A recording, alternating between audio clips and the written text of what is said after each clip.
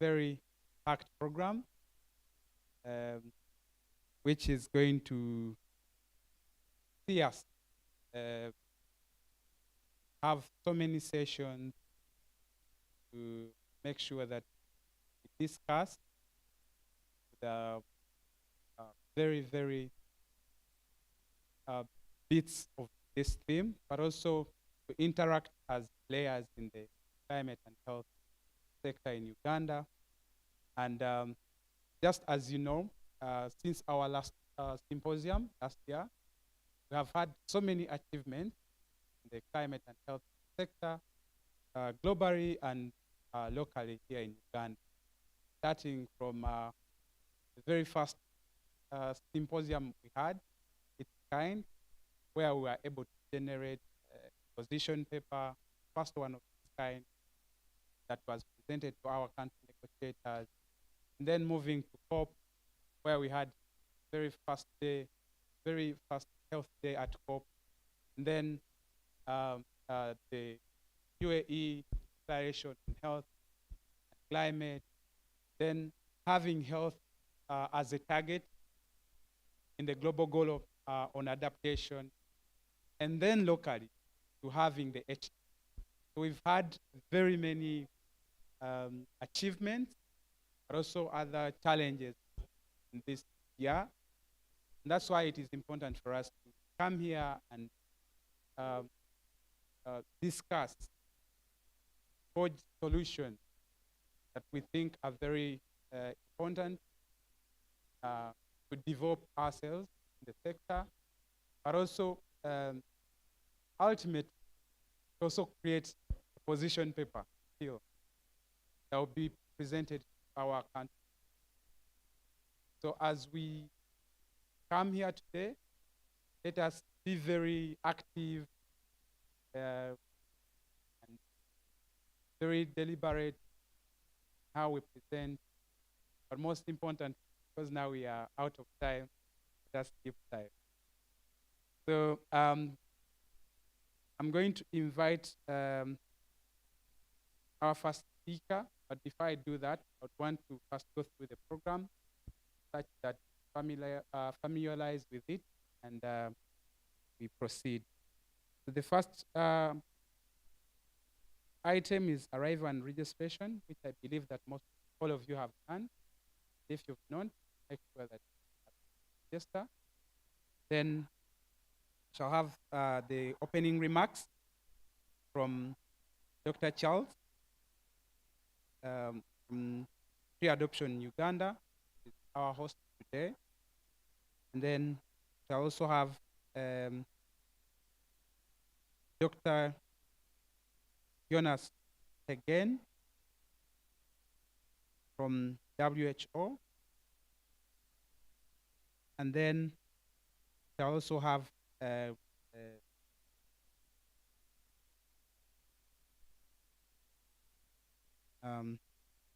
Margaret Atieno, who's delegated, Mr. Ahmad, already with us. And then lastly, I'll have remarks from Minister of Health. And then we will have photo moment and media engagement. Shortly, go into tea break and poster presentation. Then after a break, we'll have HNAP presentation by Dr. J.B. Isunju. And then after that, we'll have reactions. And then after reaction, go into the panel discussions on community-based solutions. And after that, we go into the most important item on the agenda, which will be the COP29 position paper discussion. Form different groups, each group presenting a thematic area. And your recommendations be ones that form position paper. So still, I remind you to actively engage and give recommendations such that at the end of this discussion, we have a very strong position. Then after the discussions, we'll have lunch and poster presentation. And then shortly after lunch, we'll have a plenary where we have discussion group, what they have discussed. And after that, we shall have a panel discussion on partners. Then after that, we have closing remarks from the rapporteur, Tree Adoption Uganda, and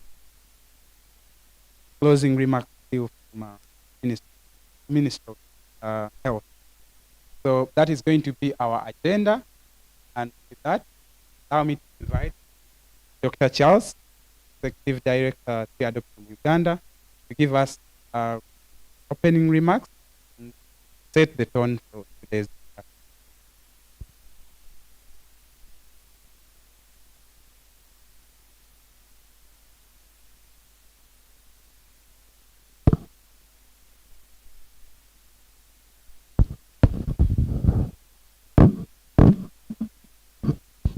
Yes, good morning, everyone, and really welcome to this second Climate and Health Symposium. Thank you for making the time and also making it here. I look forward to really meaningful discussions, sharing of ideas, innovations, and strategies that will enable us as a sector to really drive our country and set an example for the rest of Africa on how to build more climate resilient health systems. Now, we are all aware, and we've seen the evidence, that our climate is changing.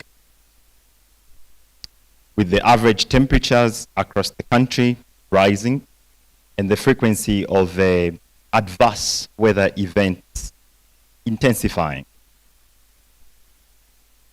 These extreme weather events, we've seen them contribute significantly to loss of lives, to ill health across the country, and damage to infrastructure that is meant to provide quality health care to people in our communities.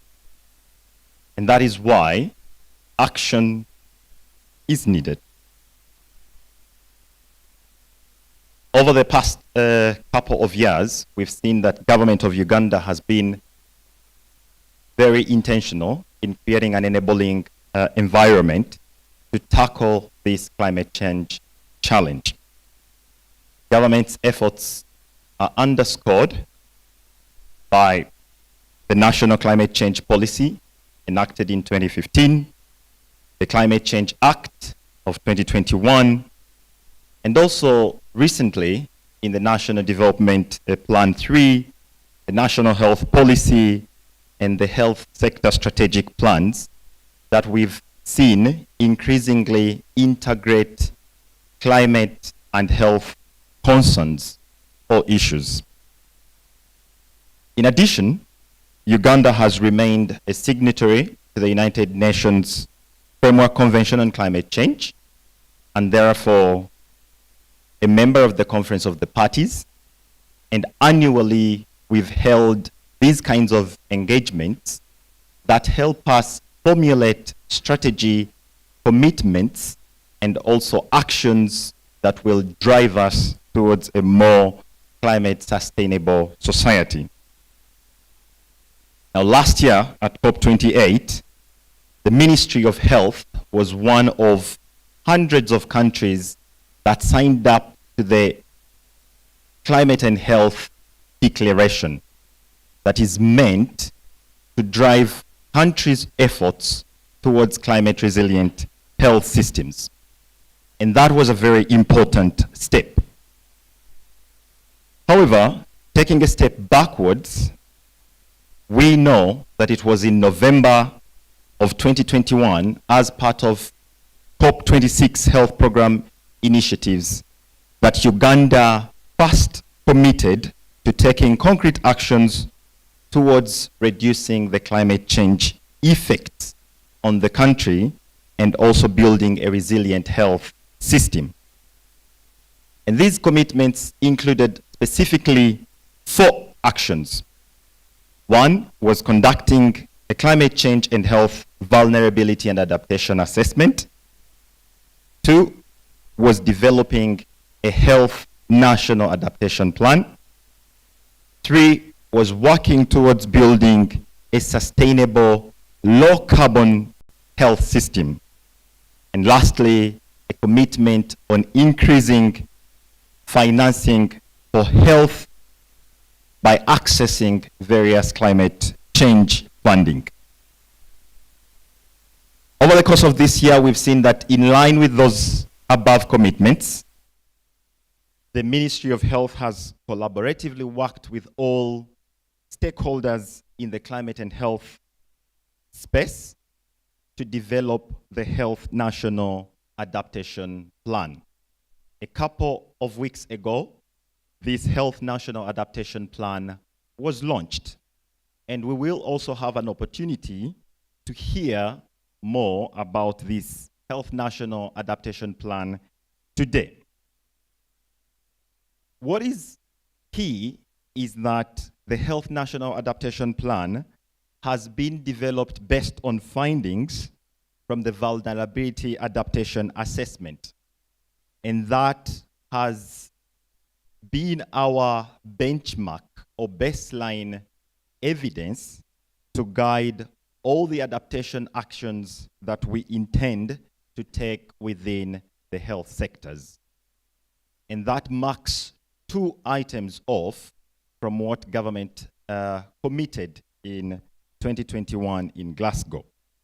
And we appreciate the government of Uganda for taking those commitments seriously and developing or generating the evidence that we need as a sector to measure the impact of the work, the impact of the actions that we are taking or we are carrying out to build a more resilient health system. And I believe that all stakeholders present and those not within the walls of this room will continue to use the Health National Adaptation Plan to both mobilize the required technical and financial resources, but also showcase what we are doing as a country to protect communities, to protect our population, and ensure health and good well-being for all our countrymen. Now, this annual Climate and Health Symposium is a forum that brings together experts from academia, from civil society, from politics, from the private sector, with the intention of exploring strategic developments, innovations, and policies at the intersection of climate change and health. This year, again, the conference is hosted by Tree Adoption Uganda, the Ministry of Health, and the Climate and Health Action Network, which is an umbrella of all entities in the country that are working at the intersectionality of climate change and health. And the theme or the purpose this year is really on how we can leverage communities towards building climate resilient health systems in the country. As partners in this endeavor, you become part of a network of pace setters in this area that will formulate strategies and agenda to help us achieve the objectives that have been set out by government, by development partners, but also create the positive social impact that our communities, that our people require and need to be able to adapt to the changing climate. I'm therefore very, very pleased to welcome you today as partners seeking answers to the most pressing climate and health challenges that we face today and those that we will face tomorrow. I wish you brilliant, engaging, and proactive deliberations, and I thank you.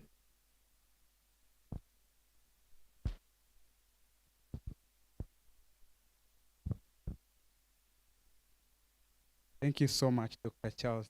A very big round of applause. Dr. Charles and his continued leadership. And we thank Tree Adoption Uganda for leading on this.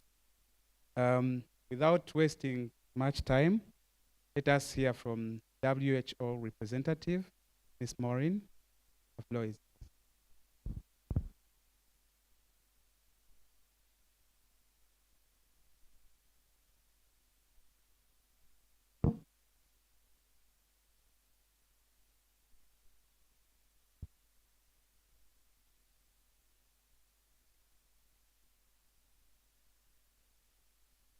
Good morning to you all.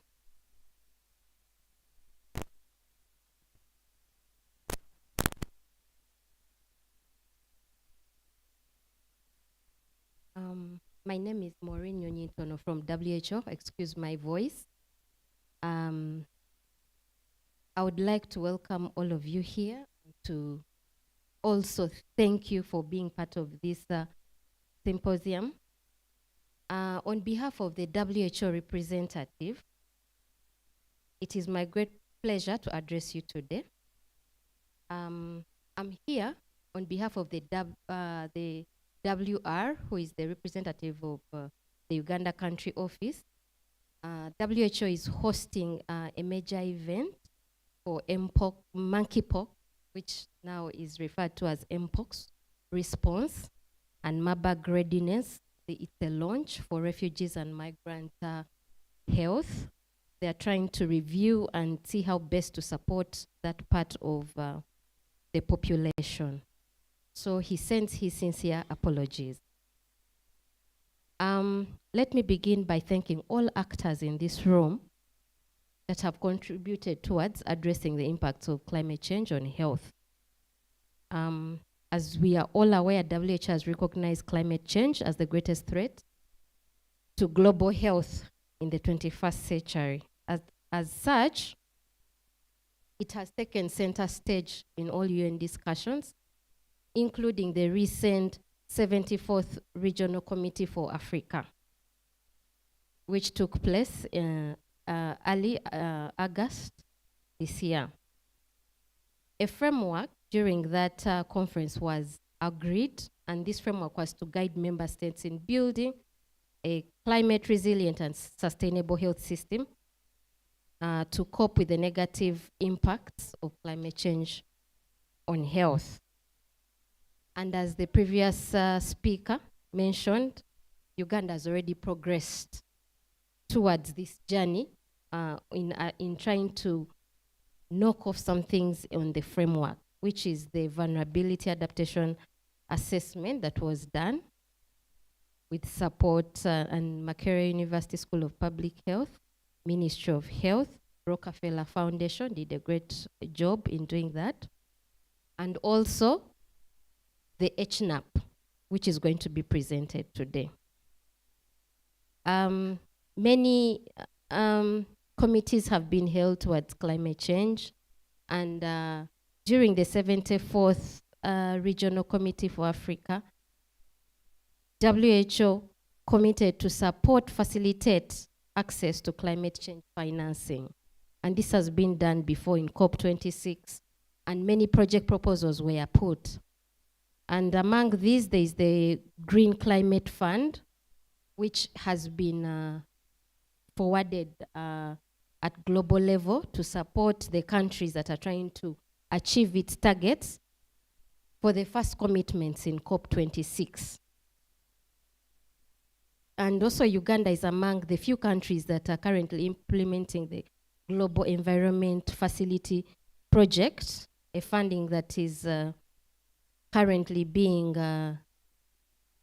implemented between WHO, UNEP, Ministry of Health and Water and Environment, and this is aimed at eliminating medical mercury devices in healthcare. So all these are efforts aimed towards reducing impacts of climate change on health. And of course, healthcare facilities are a good starting point. One of the things I may announce, or maybe a colleague, Didas, will have to talk about that. For the COP29, Ministry of Health will be hosting a side event at the WHO Pavilion. And this is to promote the HNAP. And why is this important? If it is promoted, there will be a very good understanding of it, the progress made for the country, and it also be a point of getting finance to support the activities that have been stated in the HNAP, which will be presented later on today. I must say, I want to thank all of you once again. WHO is committed to support this cause. I must applaud Tree Adoption Uganda for the efforts made, and thank you to all.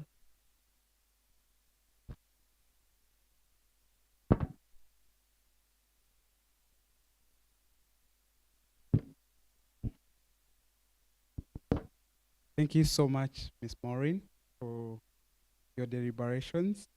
And when she mentioned that the WHO is giving us space to host our side event, launching the HNAP, I thought we would applaud more, because considering the fact that we don't have a pavilion this time, and our HNAP is one of the biggest achievements, our achievements this year. So we really, we are very grateful for the support, and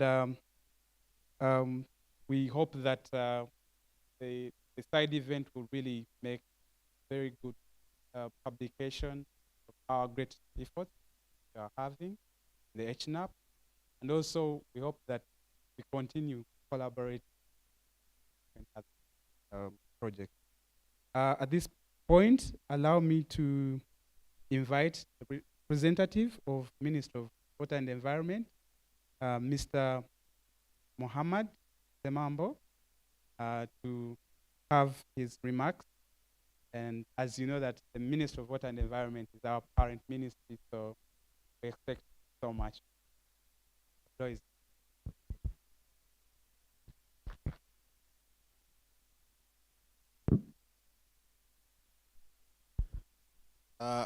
Very good morning, ladies and gentlemen. Good morning, ladies and gentlemen. My name is Semambo Mohammed. I'm not Margaret.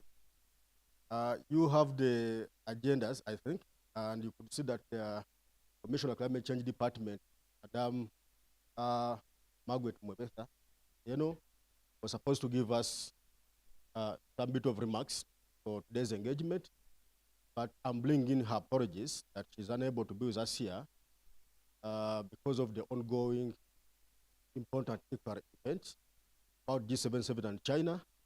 They are trying to strategize how do the members of the G77 and China, where Uganda is chairing, really make a proper positioning at COP29.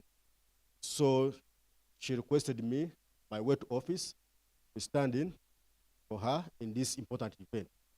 Mohammed stays in Kawempe, so I think it was very easy for me to be delegated to come in here. Otherwise, I would say that I work with the Climate Change Department, the Ministry of Water and Environment, and I'm representing my commissioner, Madam Margaret.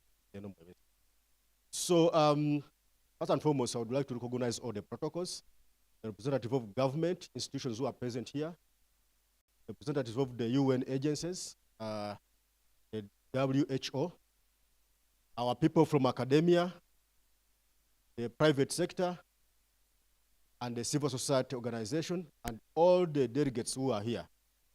Pleasure to meet you today. at the second symposium in terms of disseminating information related to climate change. And specifically, we're talking about the symposium on the HNAP, and which I think is really our new baby in terms of the strategy for climate change.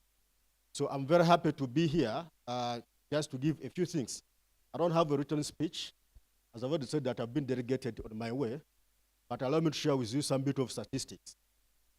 The document we're talking about here emanated from the National Determined Contribution, which is serving as our climate change action plan for the country for the year 2022 up to 2030.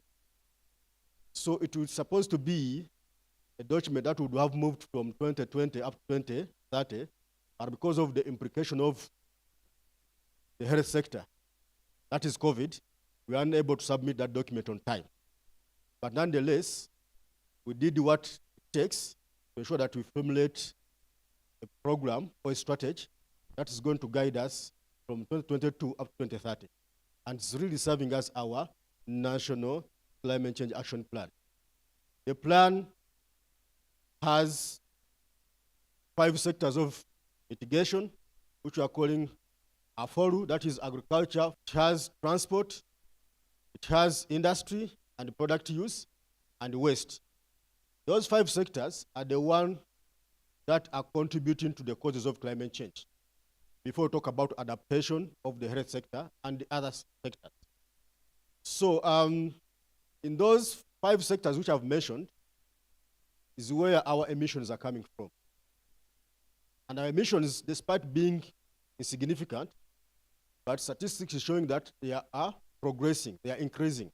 That's why in the NDC, the National Determined Contribution, we talk about our emission being moving upwards in terms of the time series, from 90.1 million tons of carbon dioxide equivalent in 2015 to what is projected to be about 148.8 million tons of carbon dioxide in 2030.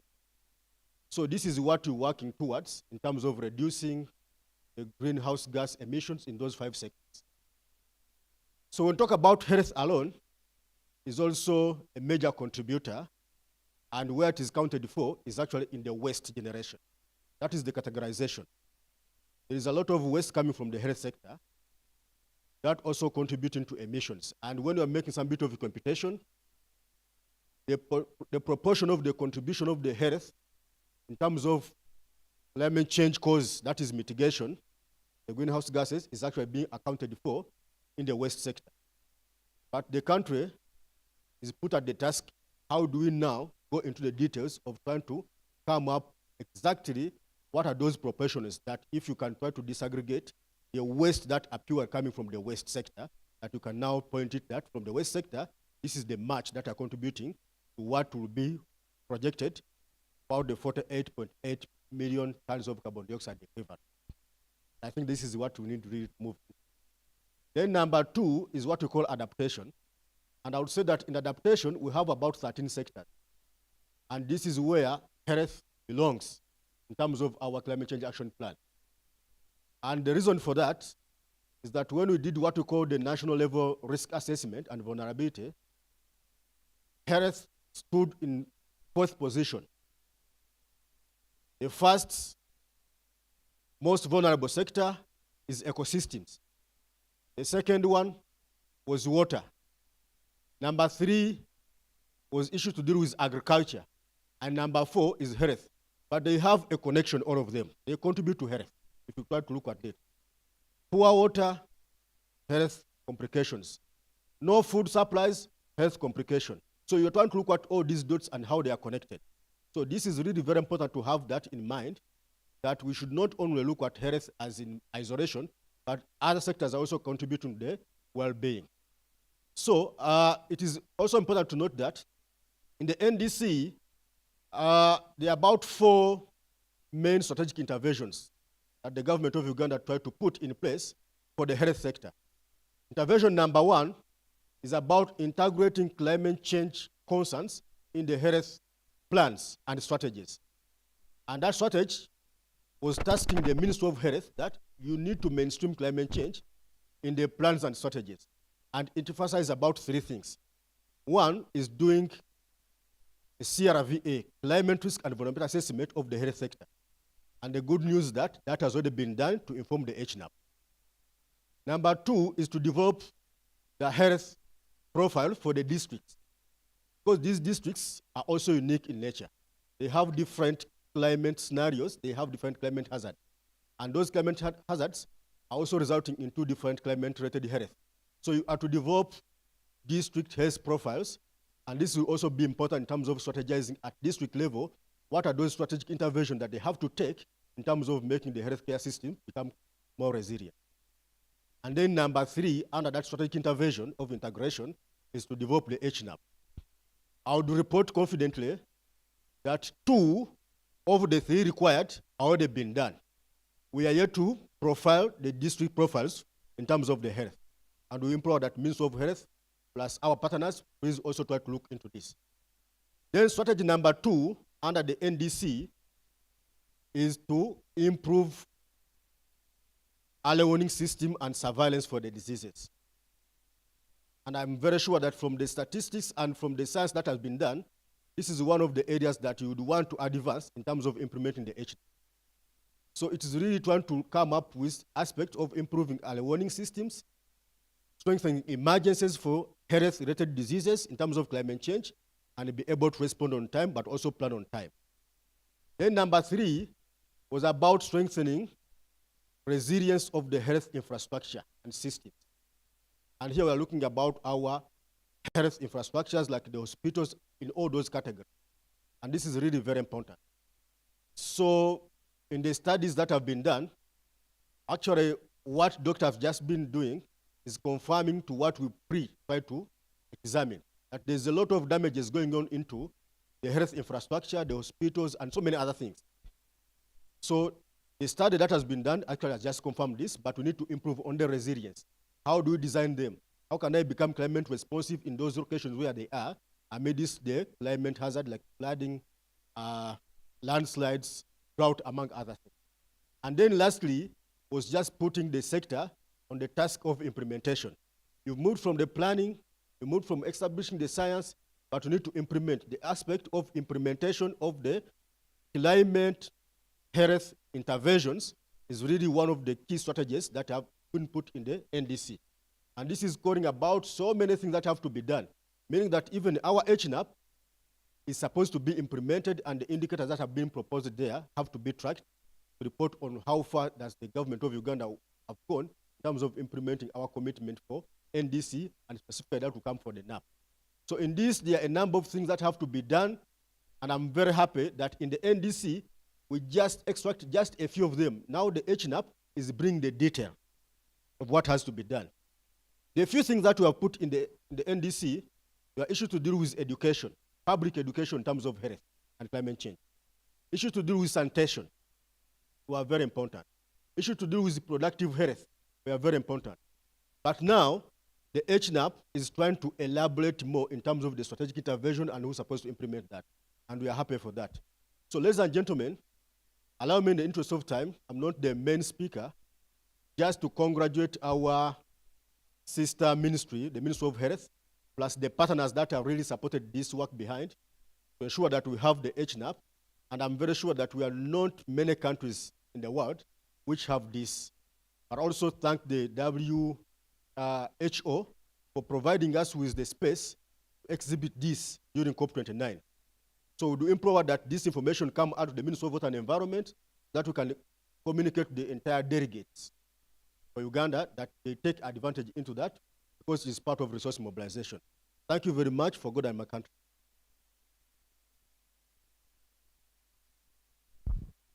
We can do better than that. We now know that you are not delegated because you stand here from Kawempe, but you are able to represent the commission. Thank you so much. Without wasting time, allow me to invite representative from delegate representing the PS, Minister of Health, Mr. Didakas, to give remarks from Minister of Health. Thank you.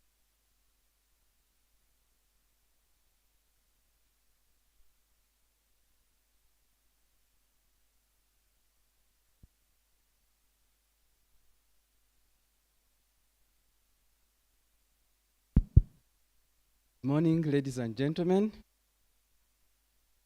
Are we there? Morning, ladies and gentlemen.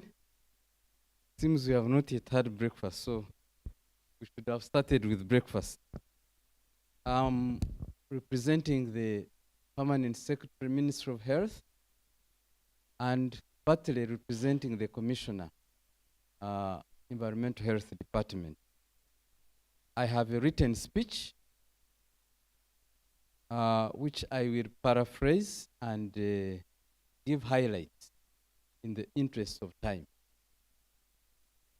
Ladies and gentlemen, protocol observed. I think we have any honorable members of parliament here, representatives of UN agencies, representatives of MDAs, that is ministries, departments, and agencies, representatives of CSOs, representatives of the academia, the media, the church.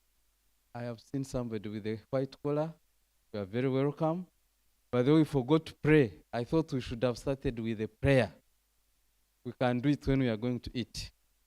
It will be combined. You can take the prayer when we are going to eat. So you are very welcome.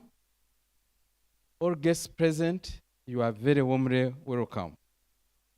On behalf of the Ministry of Health and on behalf of the government of Uganda, we welcome everyone here to this second pre-COP Health and Climate Change Symposium. While we do have this symposium, it is important to note that between the last symposium, which was held on 14th November 2023, and this one, a lot of things have occurred. There are many milestones that have occurred regarding climate change and health. I would like to highlight some of these. First, at the global level, ladies and gentlemen, you are aware that we had the first ever Health Day in Dubai at COP28. I think we should give a big clap for that one.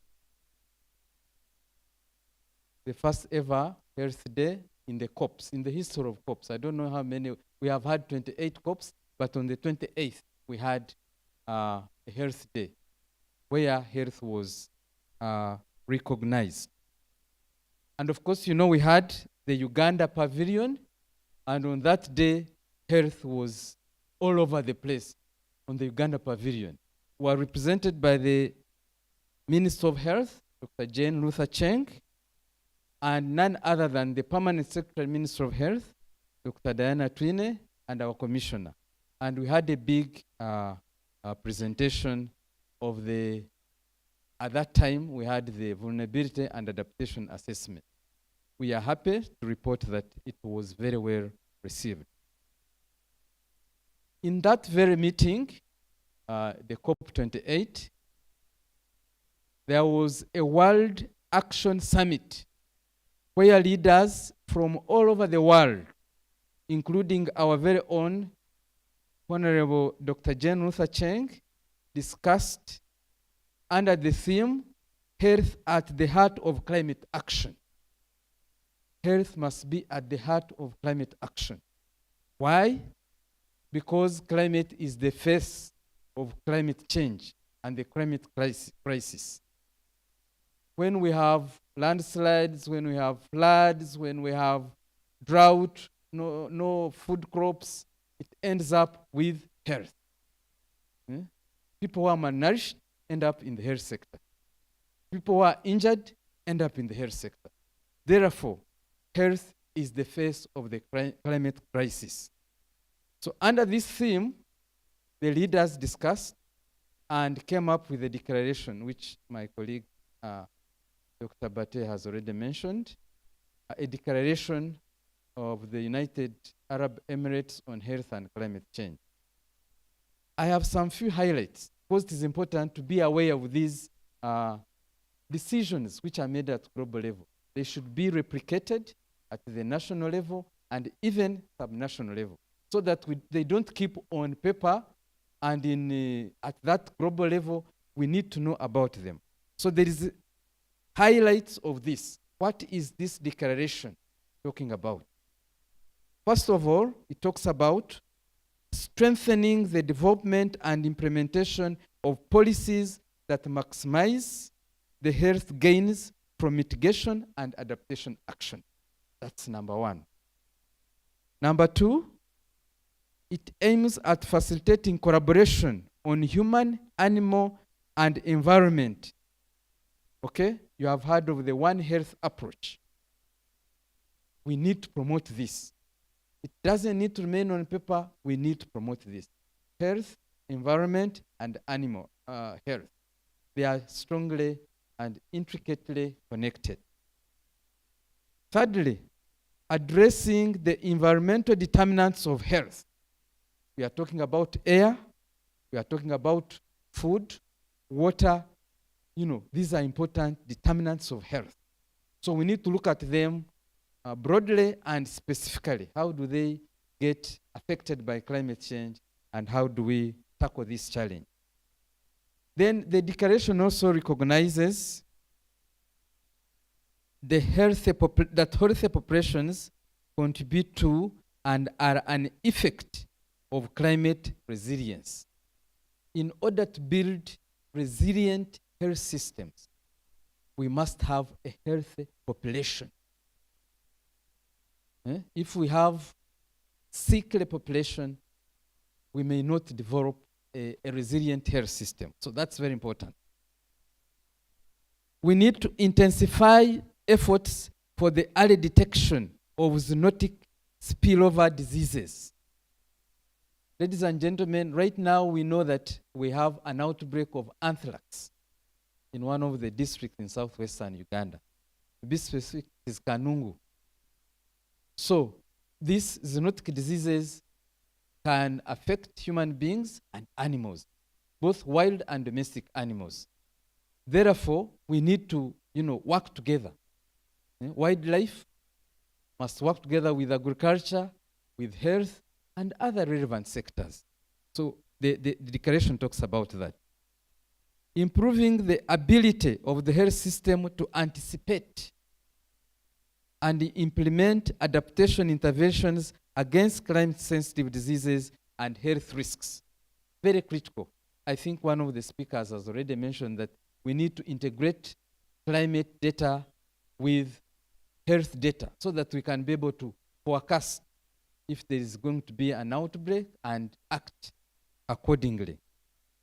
The next one is promoting a comprehensive response to address the impacts of climate change on health, including, for example, mental health and psychological well-being. Dear delegates, climate change has a strong impact on our mental health. Let me give you an example. It is related to agriculture. Somebody borrows a loan from the bank to cultivate, say, maize or other crops, then drought comes and wipes out everything. Do you think he will be mentally or she will be mentally stable? Of course not. Therefore, there is a lot of mental, distress associated with climate change. And we need to devise ways of tackling this. There are other many examples. Another element of the declaration, the health declaration in Dubai, was combating inequalities within and among countries and pursuing policies that work towards accelerating achievement of the Sustainable Development Goals. Sustainable Development Goals have 5 years to go. In the health sector, we are talking about universal health coverage. All the population must have access to health services.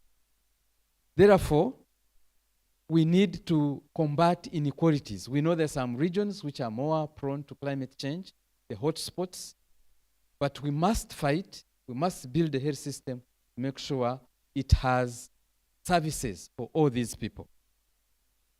Then we have promoting steps to curb emissions. It has already been mentioned here.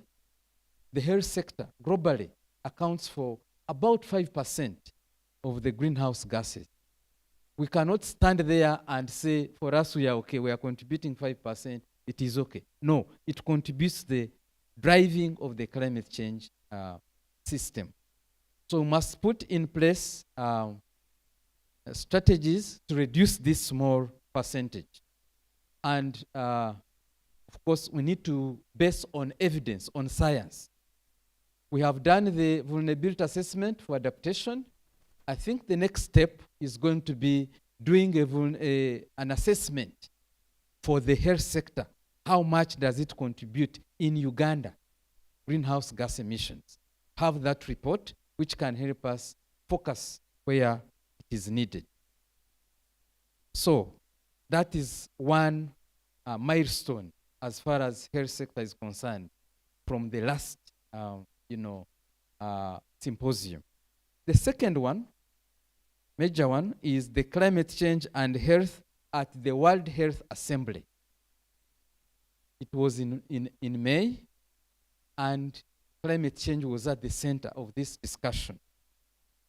And as with the Dubai Declaration, the World Health Assembly, which was the 77th Assembly, produced a resolution. And it was signed by 35 countries. It was spearheaded by Netherlands and Peru. And it underscores the profound impacts of climate change on the public health and the urgent need for comprehensive strategies to mitigate these effects. So I encourage you, ladies and gentlemen, to look for these documents, read them, and see where you can contribute as an organization, as an individual. Those were at the global level. There are others, but I highlighted those ones. We have the national level. What happened? Much of this has been mentioned.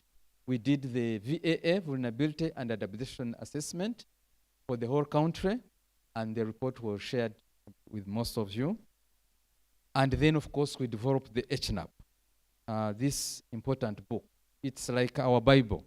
I don't know how many of you have accessed it, both in hard copy and in soft copy. It's available on our website. You can Google search and get it in soft copy and use it. We encourage you to use it, not to keep it on the shelf.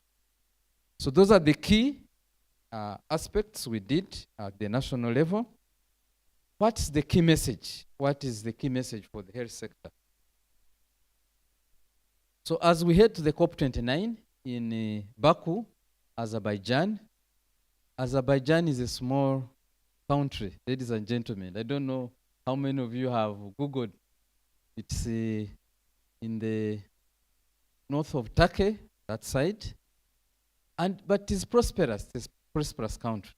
So those of you will be able to go there. As we head there, their capital is called Baku. We should build on the momentum, what I've described, both globally and nationally, to move the health and climate change agenda into real action. I want to emphasize that. Real action. Talking, but let's now do action. And I want to thank you that in the health sector, we've already started implementing the HNAP, this HNAP. The first objective is to create a coordination mechanism for this, so that we are not disorganized and coordinated troop movements. We don't want it in implementing the HNAP. So we have already started this. We are establishing a national steering committee for climate change and health. We had our first meeting on 16th of last month, and we are moving forward.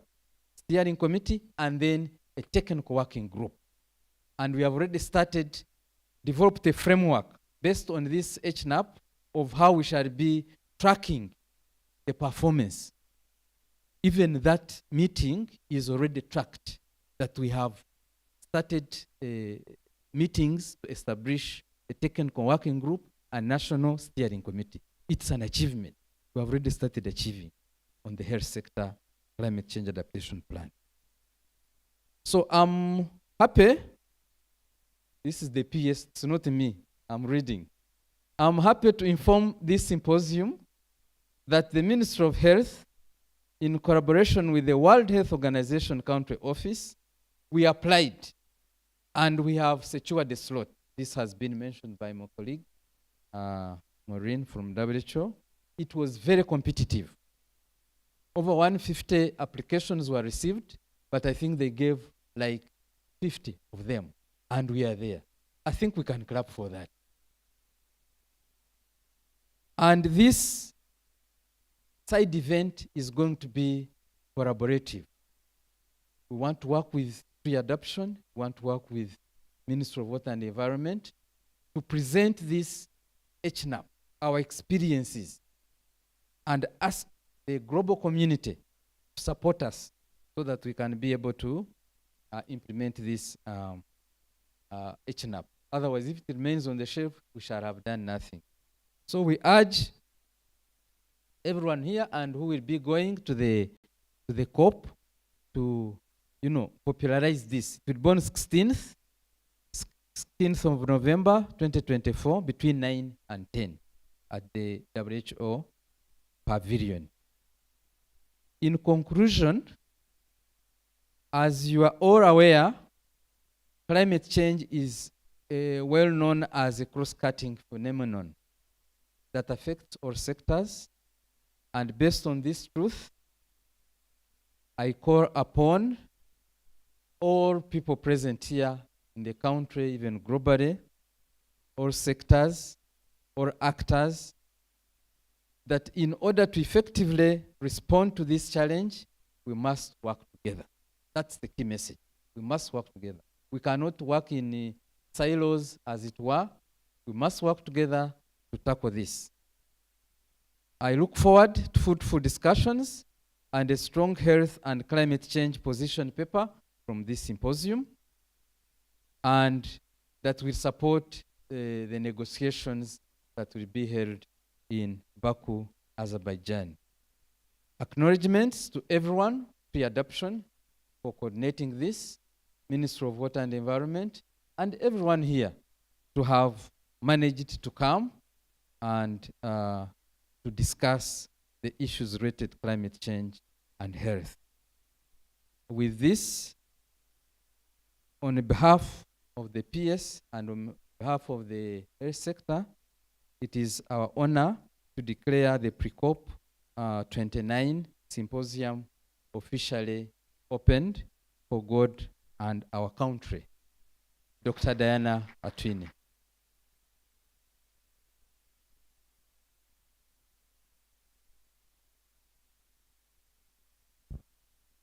Thank you so much, Leader Cast. A very big round of applause. Representing two people is not easy, but he did that with much ease. I felt that he needed a very big round of applause again for the highlights, but also my highlight was a call for action, and action that is collaborative, and that is what we see today. Many organizations, government coming together, and we are having. So we want to, just like he said, translate what is in these different policies into real action on the ground. We can have many declarations, many HNAPs, but if we don't have action on the ground, then we are doing. So at this point, allow me to invite Dr. Sunju to give us a very brief presentation on HNAP, such that most of us who are not familiar with this know what it is. And as we go to COP, but also in our different engagements, different partners, we lobby knowing what we are lobbying. So, Dr. Tunju. So it's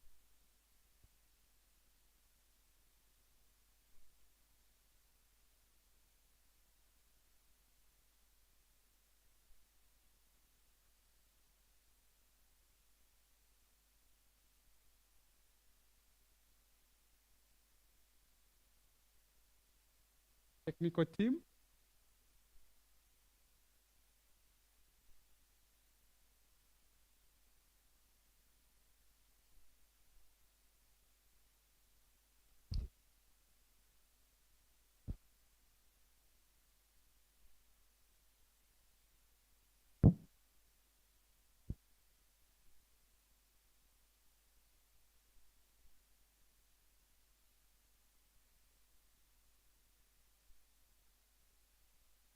Thank you very much, Crispus and the organizing team. It's unfortunate we can't see this presentation. I don't know what can be done.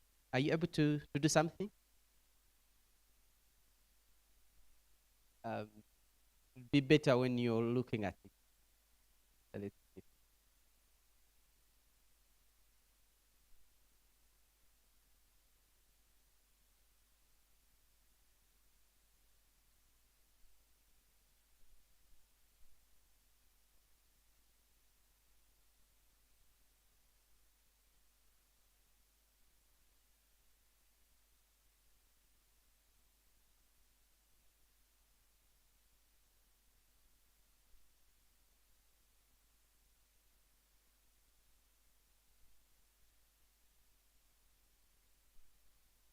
Okay, so let's try to listen in, then I'll take you through as much as possible.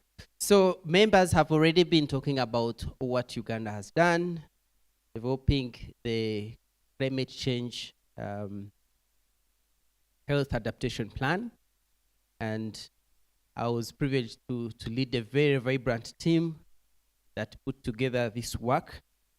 And that team included the members of academia from the School of Public Health and the Ministry of Health, but also very importantly, the technical guidance from the WHO and with support from the Rockefeller. We were implementing the commitments made at COP26, 2021 in Glasgow, where we committed as Uganda to develop, to do a vulnerability assessment and develop a national adaptation plan. And this was contributing to an effort that had already been ongoing since 2007, where we started by doing the NAPA. Didas here was one of those who spearheaded the NAPA, NAPA meaning National Adaptation Program, Programs for Action. So it was the very first document that was guiding the country on how to tackle climate change. And efforts went on, but more recently was the updated Uganda nationally determined contribution. So this is a part of the UN framework on how to approach climate change interventions. So Uganda has an updated nationally determined contribution. What will Uganda as a country do about climate change? What are the priority focus areas? And one of those priority focus areas is climate and health, and developing adaptation plans for the different sectors, for agriculture, for water, for health. So this is the adaptation plan for health. It is 5 years, running from 2015 to 2030.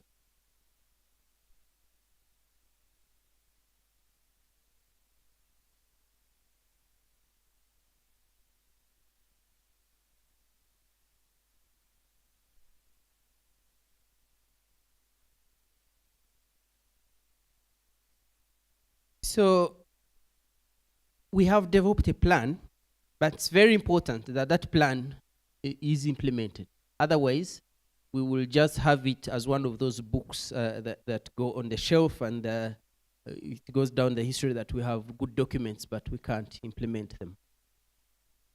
So just as a background is that we are living in a temperature anomaly, and it's not going to change soon because it has taken like 50 years to raise to this point. And a lot of what has led it there is also what is sustaining life. We have to move, we have to, use transport means, we have to do agriculture, we have to do all these kind of things. Eventually, we end up continuing to raise the temperatures. And this is the biggest driver of everything else. And after that, then we experience what others are experiencing. You have seen the floods in Kenya, even in the US. So climate change, the effects are basically global. So even if you're doing some interventions at a smaller scale, you're only contributing to the bigger picture. So it's not that if we cut our emissions, then we'll be safe as Uganda. All other countries have to do that, and that's why the approach is global. The consequences come either as on health, come either as health outcomes, which are the diseases that we face, the injuries that happen when there are landslides, when houses break down, etc.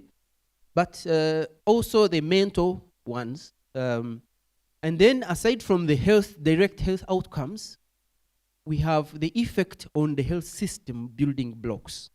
You're looking at the infrastructure, communication, records, and all the other systems, energy that support healthcare delivery. Once those break down, then you will not have the health system respond effectively. What we noted from the assessment was that floods, drought, and storms were the top three that were affecting the communities, that were affecting the health system. And we designed the adaptation mechanisms targeting what was most affected.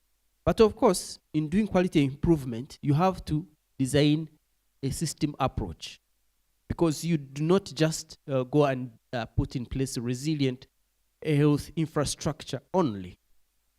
You have to look at the holistic, the entire holistic approach that will bring about resilience. So I wanted to talk about also the access to data and data sharing, and using this data to predict, monitor, and forecast, and be able to prepare. So there is an urgent need to link climate data with health data. So right now, the DHIS2, they collect a lot of data on health outcomes, and the National Meteorological Authority also collects data, and the Ministry of Water collects data, disaster management also collects data. So this is not integrated. And having an integrated way of using this data, gathering this data, and then using it to predict health outcomes would be very helpful. One good example is the seamless alignment of relative humidity with the malaria rates. If you look at the curve of relative humidity, this is now from meteorology, compare it with the monthly indices of malaria rates, you'll see that every time there is an increase in relative humidity, it is followed by an increase in malaria. So what does that mean? If you look at the severe outcomes of malaria, for example, the preterm deliveries, the miscarriages, the stillbirth, neonatal and maternal fatalities, all these, when you're talking of climate change, it becomes very difficult to link a preterm birth to climate change. But until you bring in malaria in the picture, which actually created the connectivity, then that's when you see the bigger picture. Otherwise, the hospitals will be capturing all these indicators, but you're not able to map the real causal chain that leads to the outcome you're seeing. So research is needed to be able to dig in deeper. Then when we were developing the HNAP, we had to popularize the findings, both at local and international level, engage a lot of stakeholders and get input. Because it needs to be owned locally, and people need to validate that whatever we got is what really is happening. So we did a lot of popularization of the HNAP at COP28, and indeed we gained a lot of interest internationally. And since then, we have even been helping other countries to develop their HNAPs and to do their VAA. One recent one is Nigeria. We helped them to do support with the VAA. Now they're at the point of doing the HNAP, and we are doing the same. This afternoon, we are going to present also to about 2,000 people who are logged into a course called the Africa Climate and Health Responders course. Some of you could already be part of that. So it is an effort that is trying to impact the globe, I should say. So it's not just a small thing that we're doing. Some lessons that we picked from the VAA is that the health facilities are mostly exposed to floods, drought, and storms. So if we are going there on ground, yes, there may be other things like lightning, landslides, but those are a bit localized. And then we have high vulnerability to water supply and sanitation and hygiene, that's WASH, and energy services.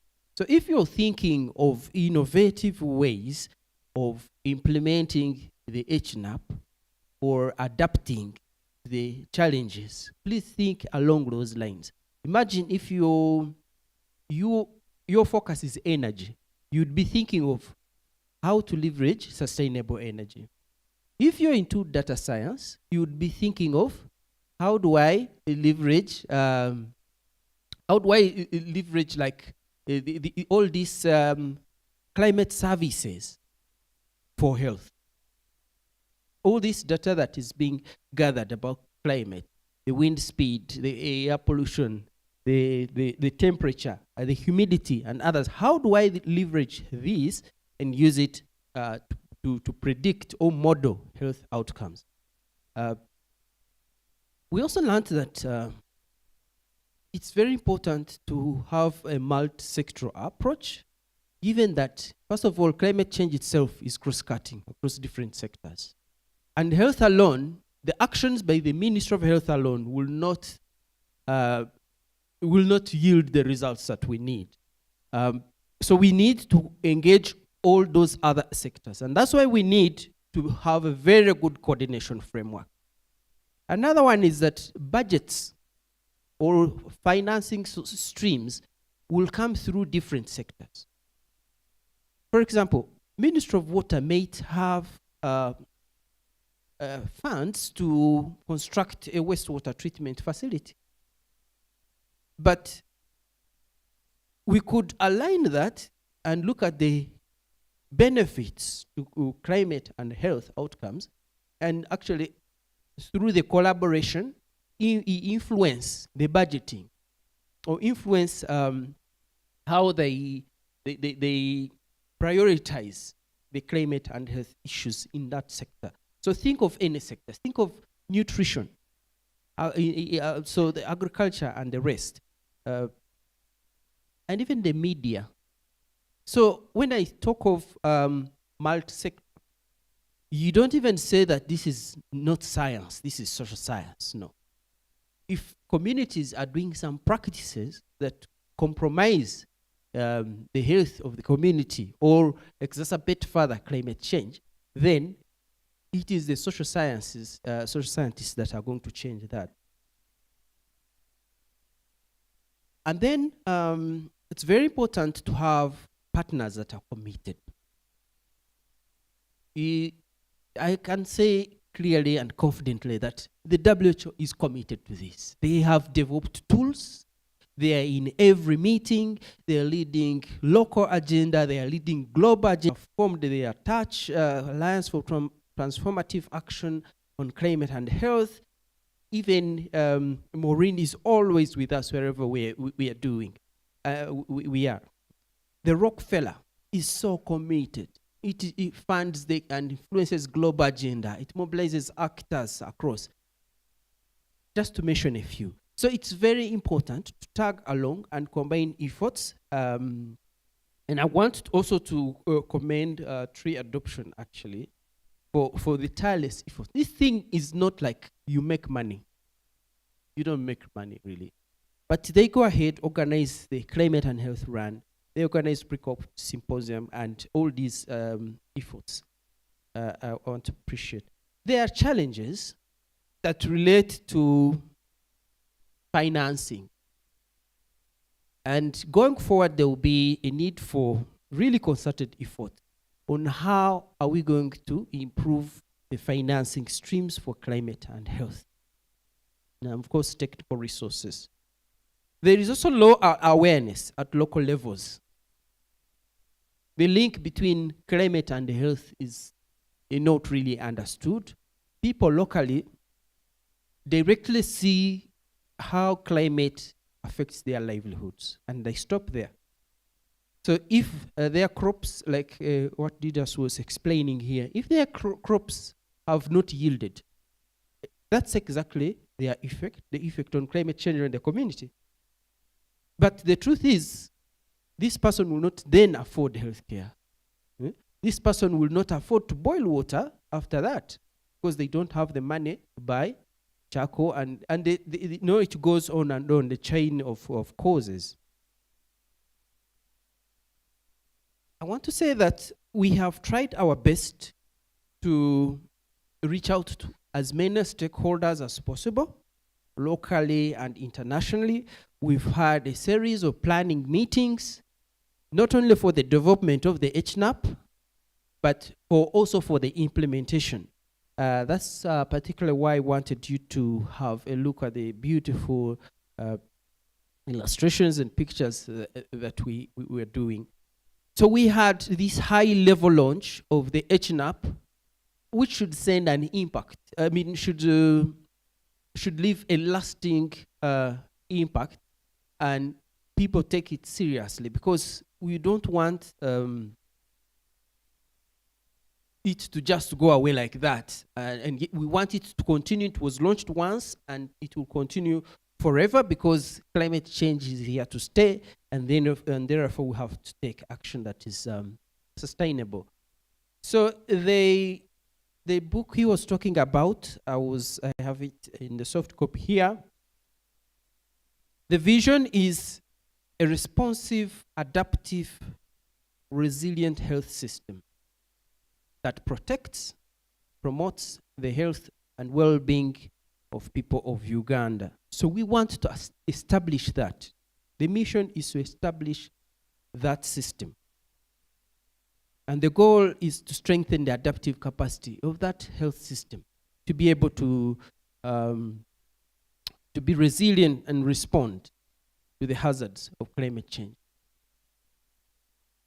The plan has 10 pillars.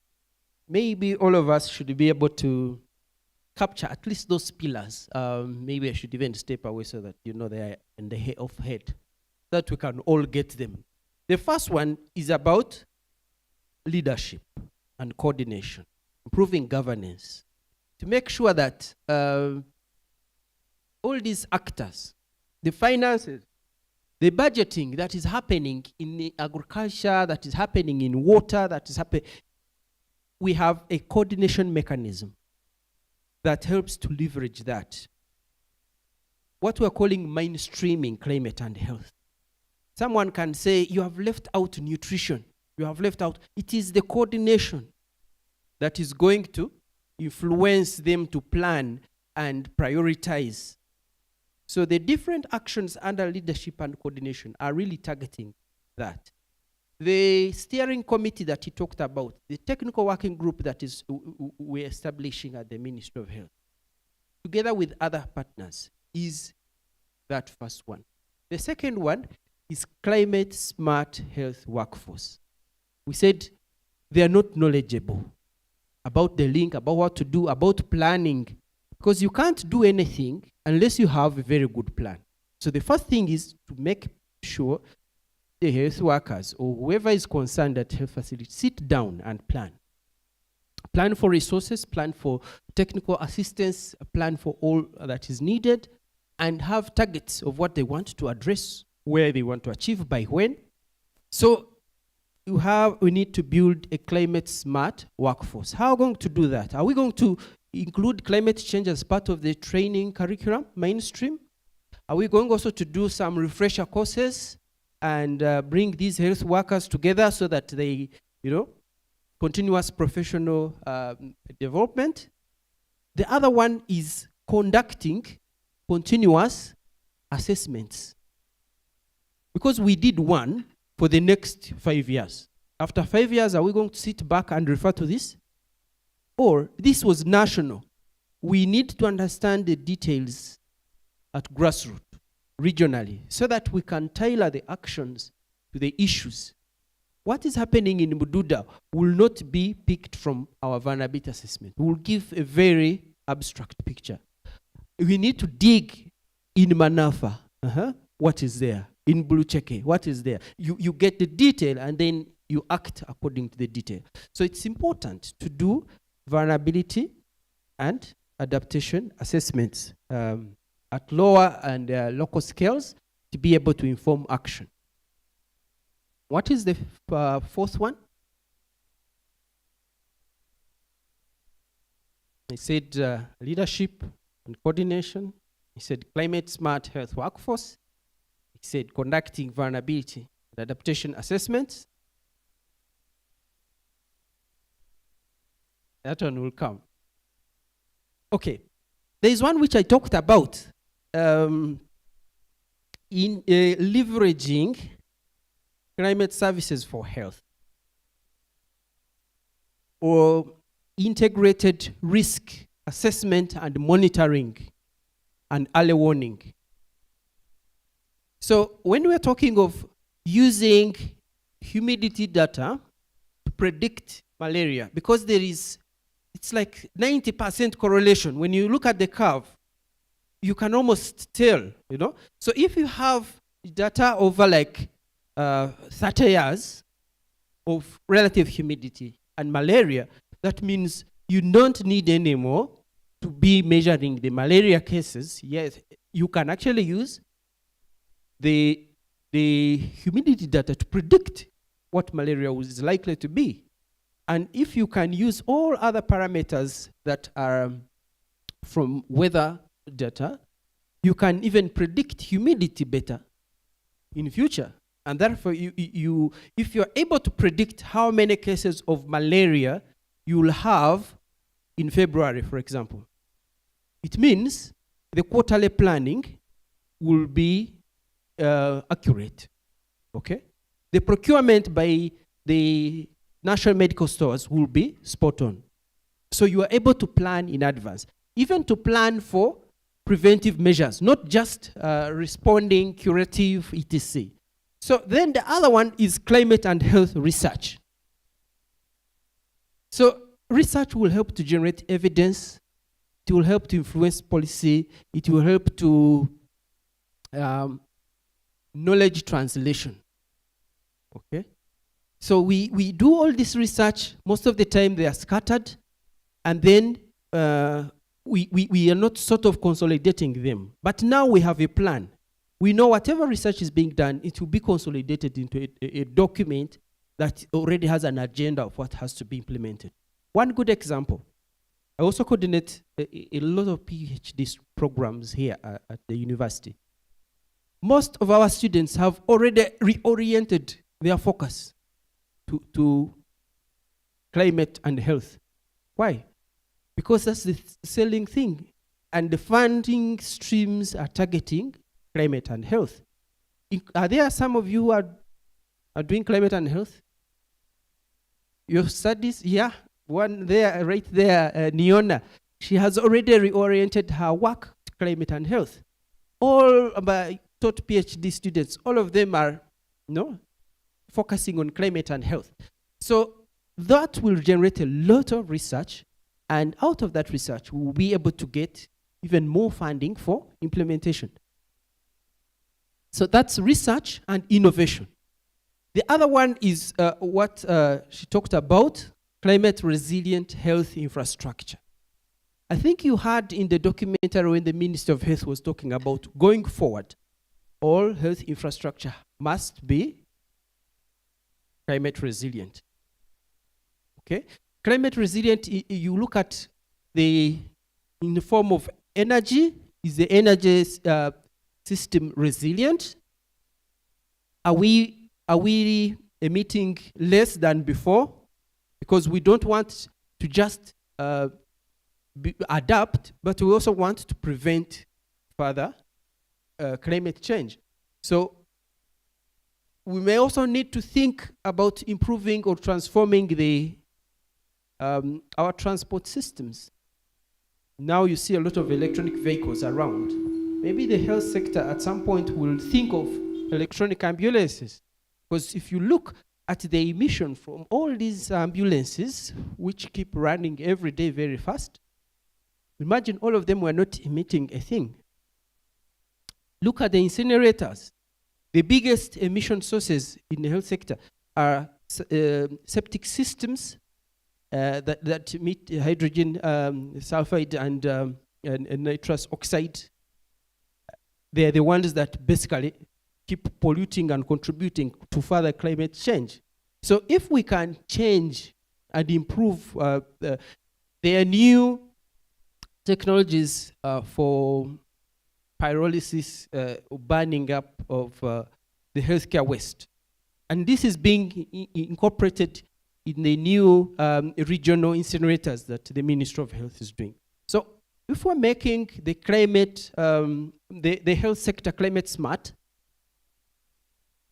these efforts of changing, building a climate resilient health infrastructure lie on this component 6.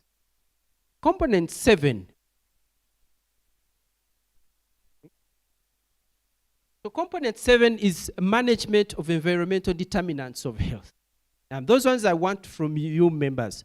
What are environmental determinants of health? Any?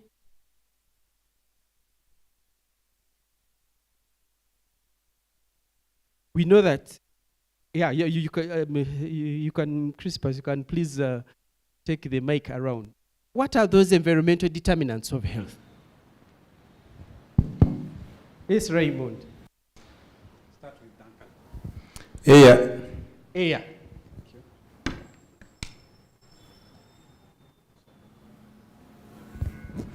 Water quality. Water quality. Thank you. Soil. Soil.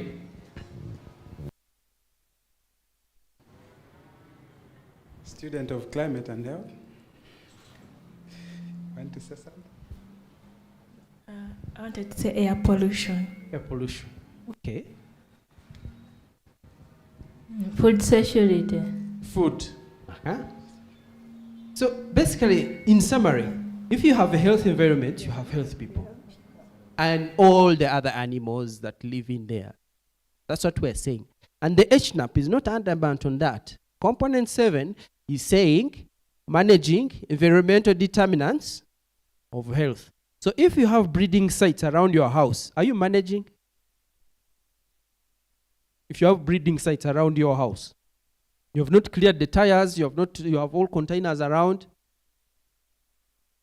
You see, this is what we are meaning. Empowering communities to remove, for example, breeding sites. That is really managing environmental determinants of health. Constructing and protecting a water source. How many organizations are involved in doing WASH promotion, WASH services? You see how the HNAP is actually being implemented, but data on its implementation is not being captured. Because most of the programming that is happening is really answering these very things. It's just that it's not being captured as an implementation of the plan. And that leads us to the next one, which is climate informed health programming. Okay? Climate informed health programming. That is number 8. Number 7 was managing environmental health determinants of health. Environmental determinants of health. Number 8 is climate informed health programming. What are we meaning here? Recently we had a team of reproductive health actors. They're called what? Raymond, you organized the engagement. Okay, Sexual and Reproductive Health and Climate Partners. They have their own umbrella, okay? So you may be wondering, where is sexual and reproductive health in this space? But my friend, everything that we do has a connotation of gender, you know, and roles and other, and Regenerate, they know it best, okay? So they organized themselves and said, how can we align our programming to make sure that we are addressing the issues of climate and health? So this same can go to actors under the water sanitation networks. They could also organize themselves and look at the different issues they need to deal with. That's what we are calling climate-informed health programming. The programs that are built, all these organizations, they have programs. GIZ operates under programs. Even WHO, even all others, they have their programs. But are those programs informed by data, by research on climate and health, and are they responding to the issues? So that was number 8. Number 9 is the disasters. Disasters. We know most disaster preparedness and response. Climate-related disaster preparedness and response. We should be able to build capacity to prevent, if it forecast, if it has already happened, we should be able to respond effectively. And if it has already happened, we should be able to recover from the effect. If we're talking of resilience, we should be able to anticipate and prevent. If it happens, be able to respond effectively. And if it has already happened, we should be able to recover. So those are the connotations of resilience. And do our communities, does our health system, is it configured to that? That's a question we could chew about. So that was number 9, and the last one. Yes, the last one. If you're still following. Because now that the screen is off, you can't even read the thing. Yes. That was the first one. Transformative leadership was the first one. That last one is critical. Yes. Money. You don't have money. They say ataina sente. So if you do not have money, whatever else you're saying is air. You can write those documents, but people will say, you invite them, they will say, okay, do you have transport? You know? So the thing is, we need to mobilize financing for sustainable financing for climate and health. And that takes a lot of scratching the brain because it's not there. There might be money in the Ministry of Finance, have conditions. Yeah? If it is coming from what are some of the climate financing streams that the Green Climate Fund? So the Green Climate Fund, there's Adaptation Fund. So now, let me give you an example. The Green Climate Fund, F, for you to get it, you must show that whatever you're going to fund has a direct link with climate change. You should have very clear data. So if you're going, for example, to fund reconstruction of a health facility to make it climate resilient, you should show that whatever is causing the damage is because of climate change. And now that's, if you don't have enough data, think of a health facility in your area, how much climate change has affected, and how can you prove it for you to get that money. So now there is so much need to think of innovative ways how to tap in existing financing streams. Another good example is that the focus area for Global Fund is, malaria, TB, and HIV. It's not climate and health. So and then they send a lot of money to countries, a lot of money for malaria, TB, and HIV. But now for us to get that money, we must really show that whatever actions we are doing in responding to climate and health are going to curb malaria. You see that? And then you get malaria money, you use it for climate and health. If, for example, there's water scarcity, yeah? The girls are forced to move a very long distance and wait. In that process, you're actually exposing them to the risk of HIV. So you can now write a proposal of protecting the girls by bringing water closer. And you're responding to the issue of WASH, but you're tapping HIV money. So that's the level of thinking and creativity on how to dig into the other monies that otherwise are not allocated to the streams that you want, to turn them back to the streams where you want. Yeah, so I don't want to really last forever. I want to stop it here and take any questions. Thank you.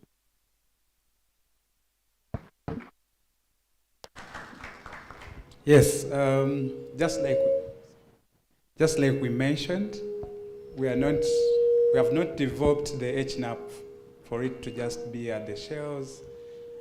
We want it to be actionable, and we would want to hear from you what you think would work for us to effectively implement the HNAP, considering the 10 pillars that you've had, but also the VAA outcomes or findings. So we would want to know what he suggests, as he is here. He has just mentioned that he led the formulation of the HNAP and the whole process.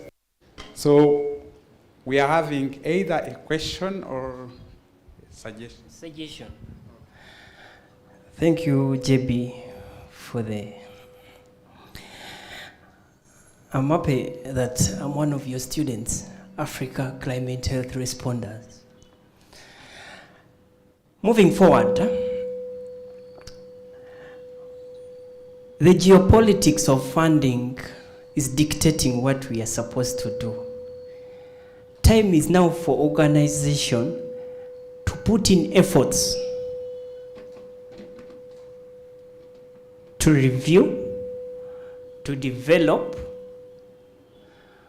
guidelines, policies, so that when this donor comes with his or her money, as he or she is requesting, attach a human resource policy, a safeguarding and DDD policy, attach monitoring and evaluation, attach those sorts of due diligence documents you attach to, so that you get the monies. I will share with members that have witnessed a donor who has requested, please attach a copy of a climate and health organization policy or guidelines. What does it mean? As you are very busy pushing for the HNAP, organization needs to go back. As you're reviewing your strategic plan, your organization guidelines, be deliberate and come up with a simple guideline. How you're integrating climate health into your programs, your operations, each and everything.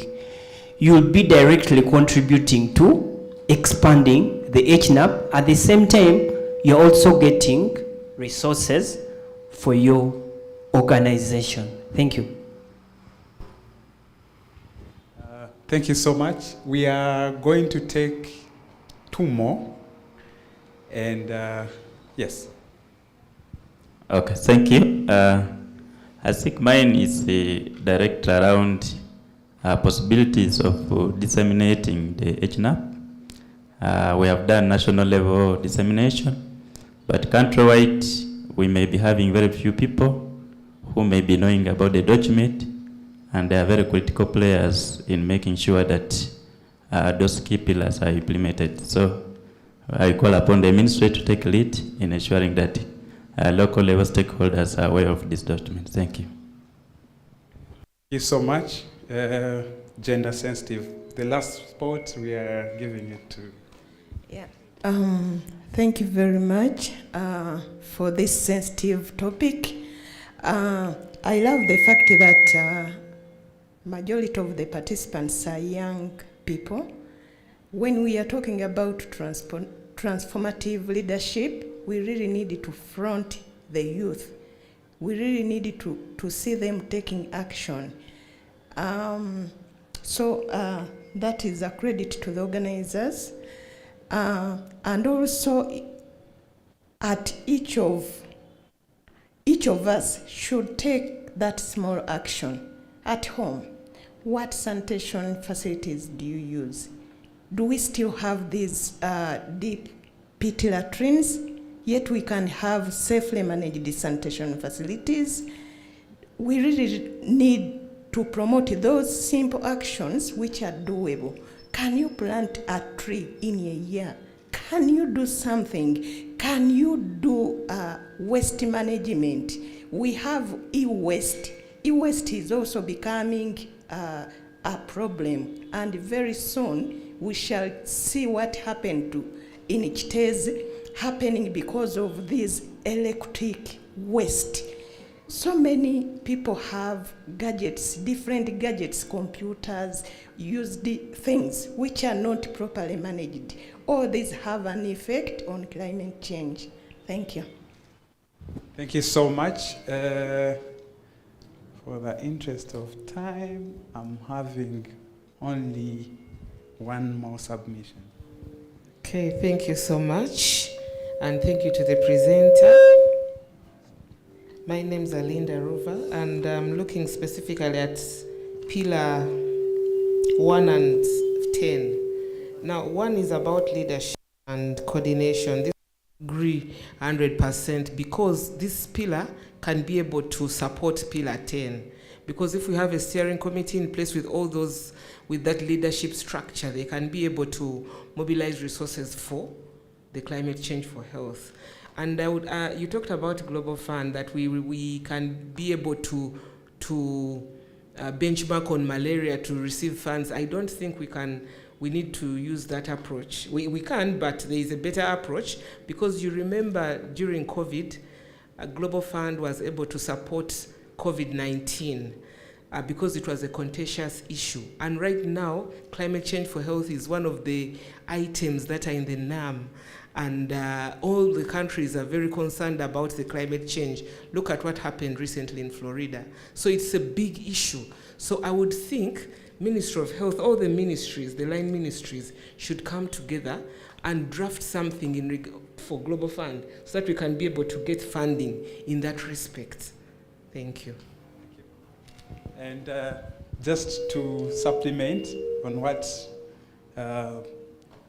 participants are saying, maybe in front of all the partners, Tree Adoption, Ministry of Water and Environment, and Ministry of Health, I think many players in the space would really want to write bankable projects in this space, but have no capacity to do that.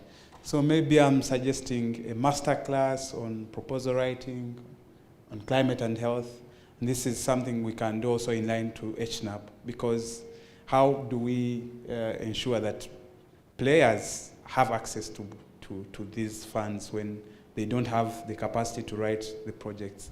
So I think that is something we can look at also, to ensure that people are equipped with the skill sets to write these good proposals. Thank you, Chris Pass, and maybe start with Linda. Thank you, Linda, for that. I think, Linda, you're head of government business. So Linda is from Prime Minister's office, and what she's saying is really important, and we need to take it seriously. It's very good that Global Fund can actually, respond to critical issues that are emerging. And I hope if it can dedicate resources to climate and health, that would be a very big move. But before that happens, we have to be like a chameleon. You align yourself accordingly. There was an issue, think about the guidelines.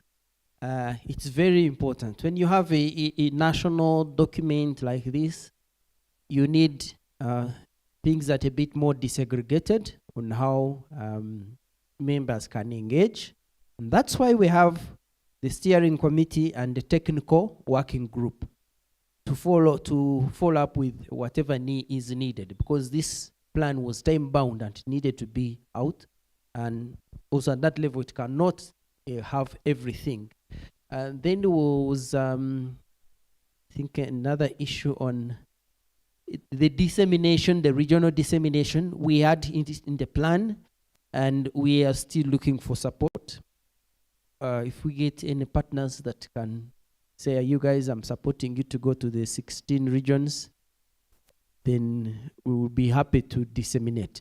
But the support goes straight to the Ministry of Health. So you support, maybe PSI could say that is going to take Eastern region, then we have another partner supporting to another region. So we're really calling for that support so that we can reach the grassroots. I think the rest were suggestions. Oh, okay.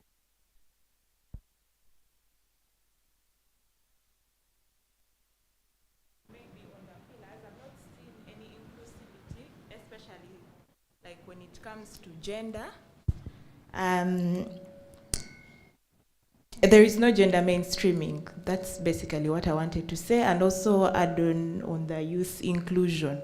Yeah, so maybe if there is you talked about sexual reproductive health and climate, but that is like on the sideline. So we would like to see where women are mainstreamed in terms of how climate affects their health. Yeah.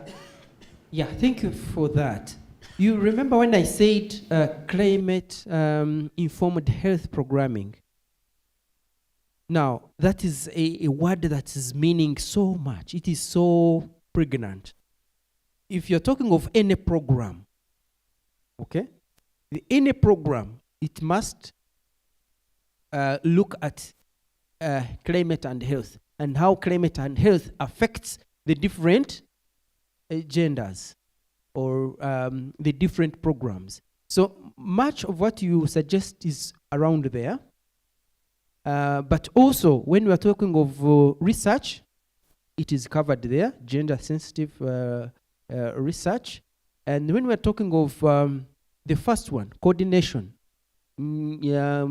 coordination with the different actors, bring them on board and making sure that they harmonize their activities and they plan accordingly.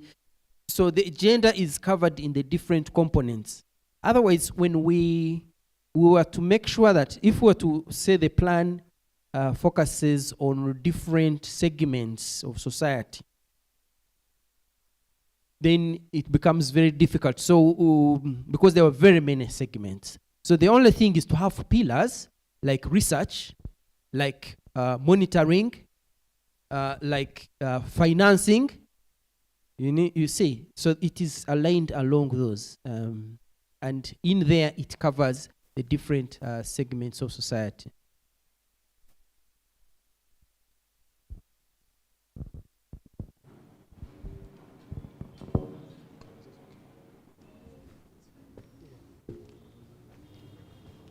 Okay, so I would just like to hand over to Crispus, and thank you very much for your time.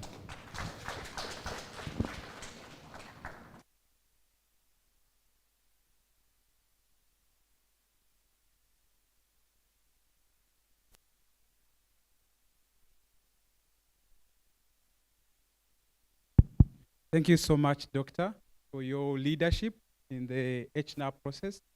Now I invite all participants to go for break. And I would want to put a disclaimer, because we came late, we're going to be very, very time conscious.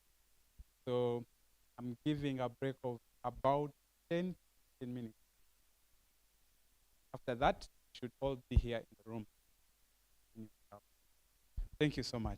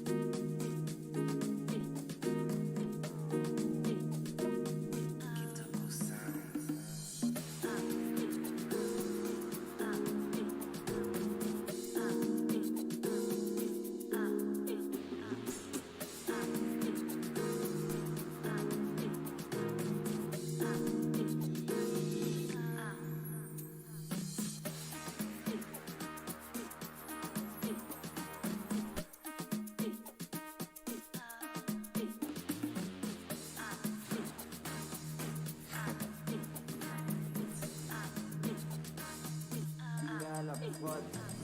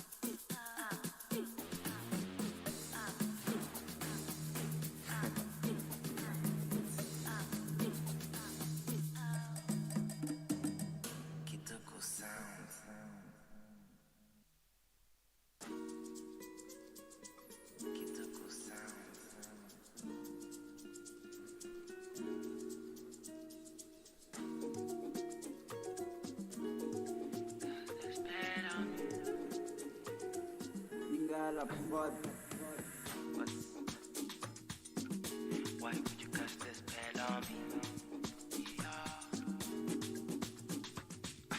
What's up? Why did you cast this spell on me?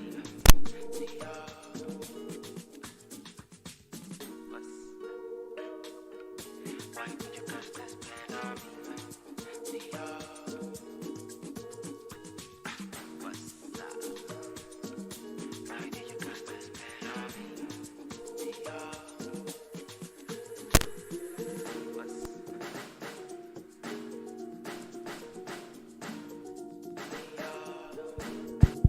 Call your friends, call your colleagues. Please, we are starting.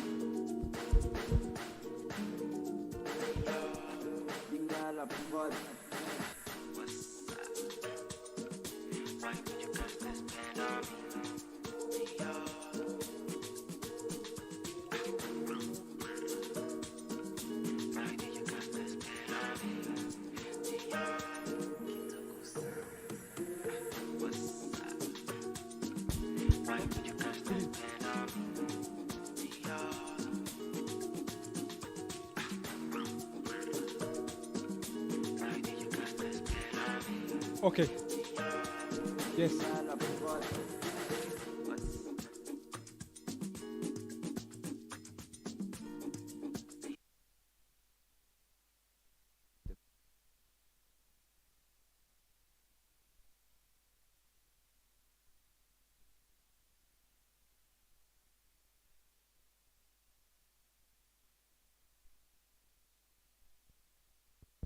Okay. Hello, hello. Welcome back from the breakfast. How was the breakfast? Hello? It was nice? Okay. So right now, we are going to have a photo moment for the first speakers. And then shortly after that, we go into a panel discussion that will be led by Niona. So I don't know whether the camera team are ready. Yes. Dr. Baby, Dr. Vidakas, and Dr. Bate, please can join the stage. Yes, yes. And Mr. Semam, please. Yes, yes. Depends on the camera team. Where are we supposed to be? Okay, okay. Please. Yeah.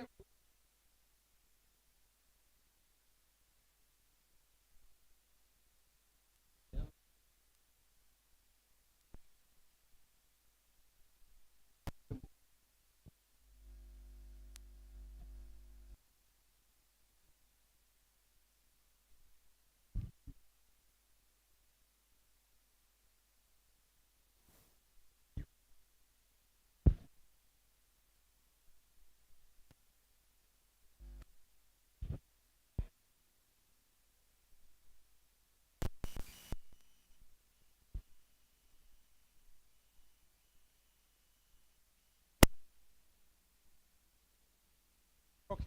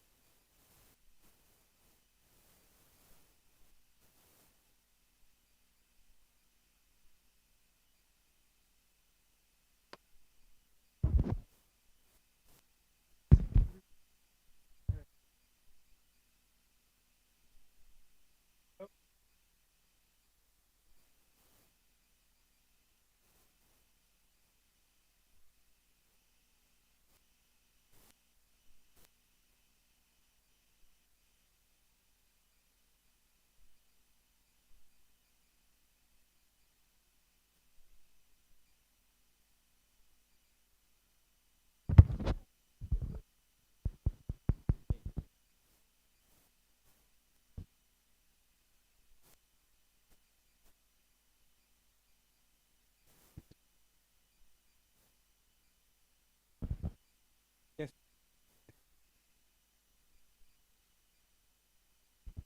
So, we're not going to have an icebreaker right now. I'm considering that journey, you had enough of it. So I'm inviting Niona, who's going to be moderating the next panel, to invite the panelists as they join the stage and have next discussion. Thank you.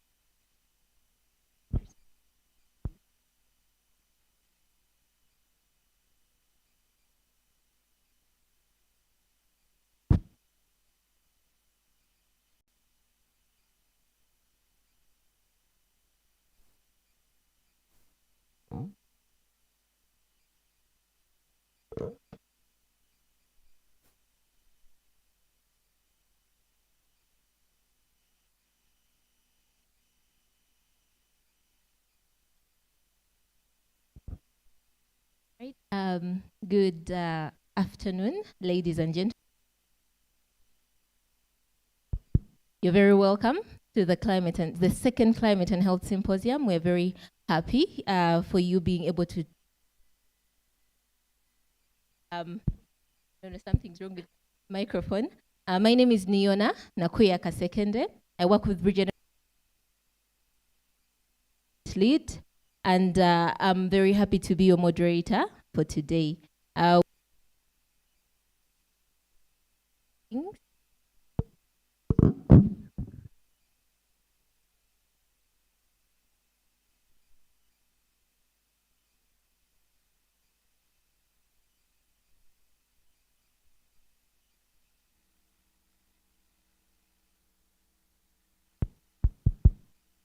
Right, allow me to their seats. The first and foremost, I would love to. He's representing the Dean, Makerere School of Public Health. Please.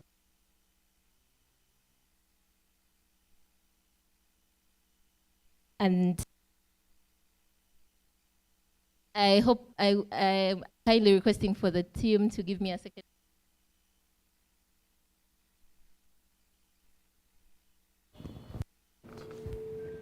Thank you. Second, I would like to invite Mr. Richard Simon Mogenyi. He's the Advocate and Communications Manager for Reproductive Health Uganda, an SRHR advocate at that, with a wide experience in communications advocacy and social accountability. You're very welcome. And our third panelist is going to be Emmanuel Mulisa. He is the Programs Manager for the National Youth Council of Uganda, and he is also a young negotiator for the country, especially when it comes to the theme on mitigation.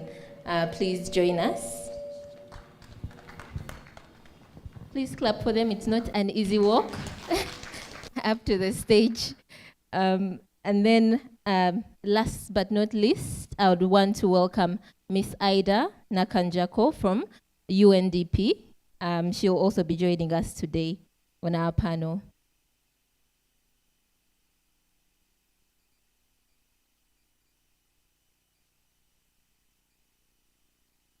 So today we're definitely going to be talking about health and climate change because it's the reason as to why we are all here. But we are going to also be looking at the grassroots specifically because of the theme that we have for today. So pardon us if we are not looking so much at national and international processes, because we want to see how our communities at the grassroots are affected by climate change and how best we can come up with strategies to support them as civil society and government and also intergovernment agencies. Yes. All right, I think everyone is settled. So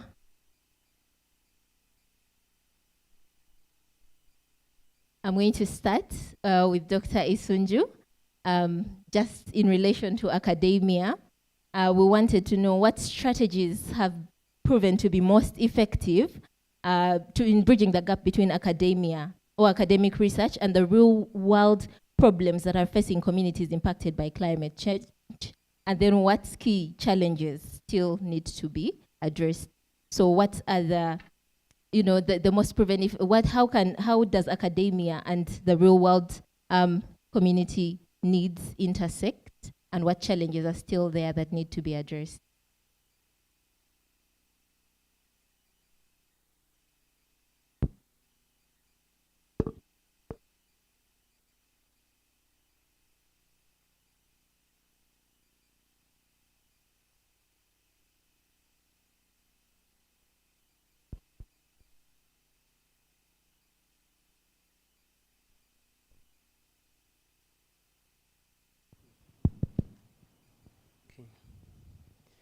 Yeah, thank you very much, Niona, and for considering our participation on this.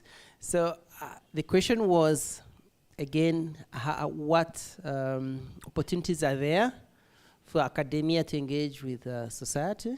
Yes, the strategies that have been effective in bridging the gap between academia and the community, and the challenges that are still there. Yeah, so first of all, we need to see what is the role of academia. Academia does teaching, research, and community service. At least that's the mandate here at Makerere University. So, we teach the community. The students we teach come from the community. So the knowledge that we give them is basically translated back into the community. That's one. So in the curriculum that we teach our students, then we must put things that are relevant to society. And that means continuous review of the curriculum to make it relevant. During development of the curricula, to do stakeholder engagement, to make sure that the curriculum is relevant to the market. And then the other pillar is research. We do research in communities. So when we're talking of respondents are actually community members, programs that are happening in the community. When we're doing M&E research, you want to see whether whatever you did, the project, whether it had impact. When we're doing implementation science research, we want to see what do we learn from what is being implemented, and can we then translate these lessons to make the process better. So that's the part of research. And after we've done that research, there's something called knowledge translation or research translation to influence policy. So the research that we do should not just end in academic journals or in peers, people who are up there and they are not at the community level.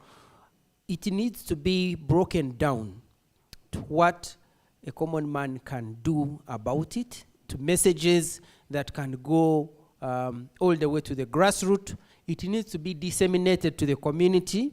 So we have deliberate programs for dissemination whenever we do any research. We do community dissemination in different ways. We could go and do meetings, community dialogues, or we could disseminate using media, social media, and the newspapers and the others, aside from the published articles, and then writing policy briefs or knowledge briefs.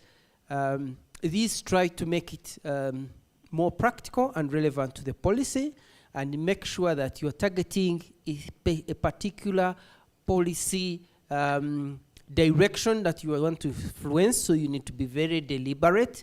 What do you want to see? What is happening currently? But what do the results inform what we need to see? So that is about research and knowledge and translation. Then we have the component of innovation. You always hear research and innovation. So not everything is research. People who are developing software for ease access of healthcare facilities, for detecting whether you are at risk of something, all this AI that is coming up, these are innovations. And many of them need also to trickle down to society and influence the way things are done. So that's about research, innovation, and knowledge translation. Then the last pillar is community service. By coming, for example, to participate in this is community service. And then you find sometimes you are the knowledgeable person or maybe a resource person within the community. You need to step out and lead.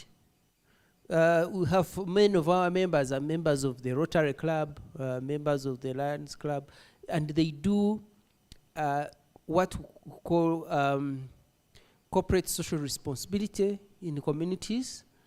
You have seen fundraisings, contribution to build blood banks and other things.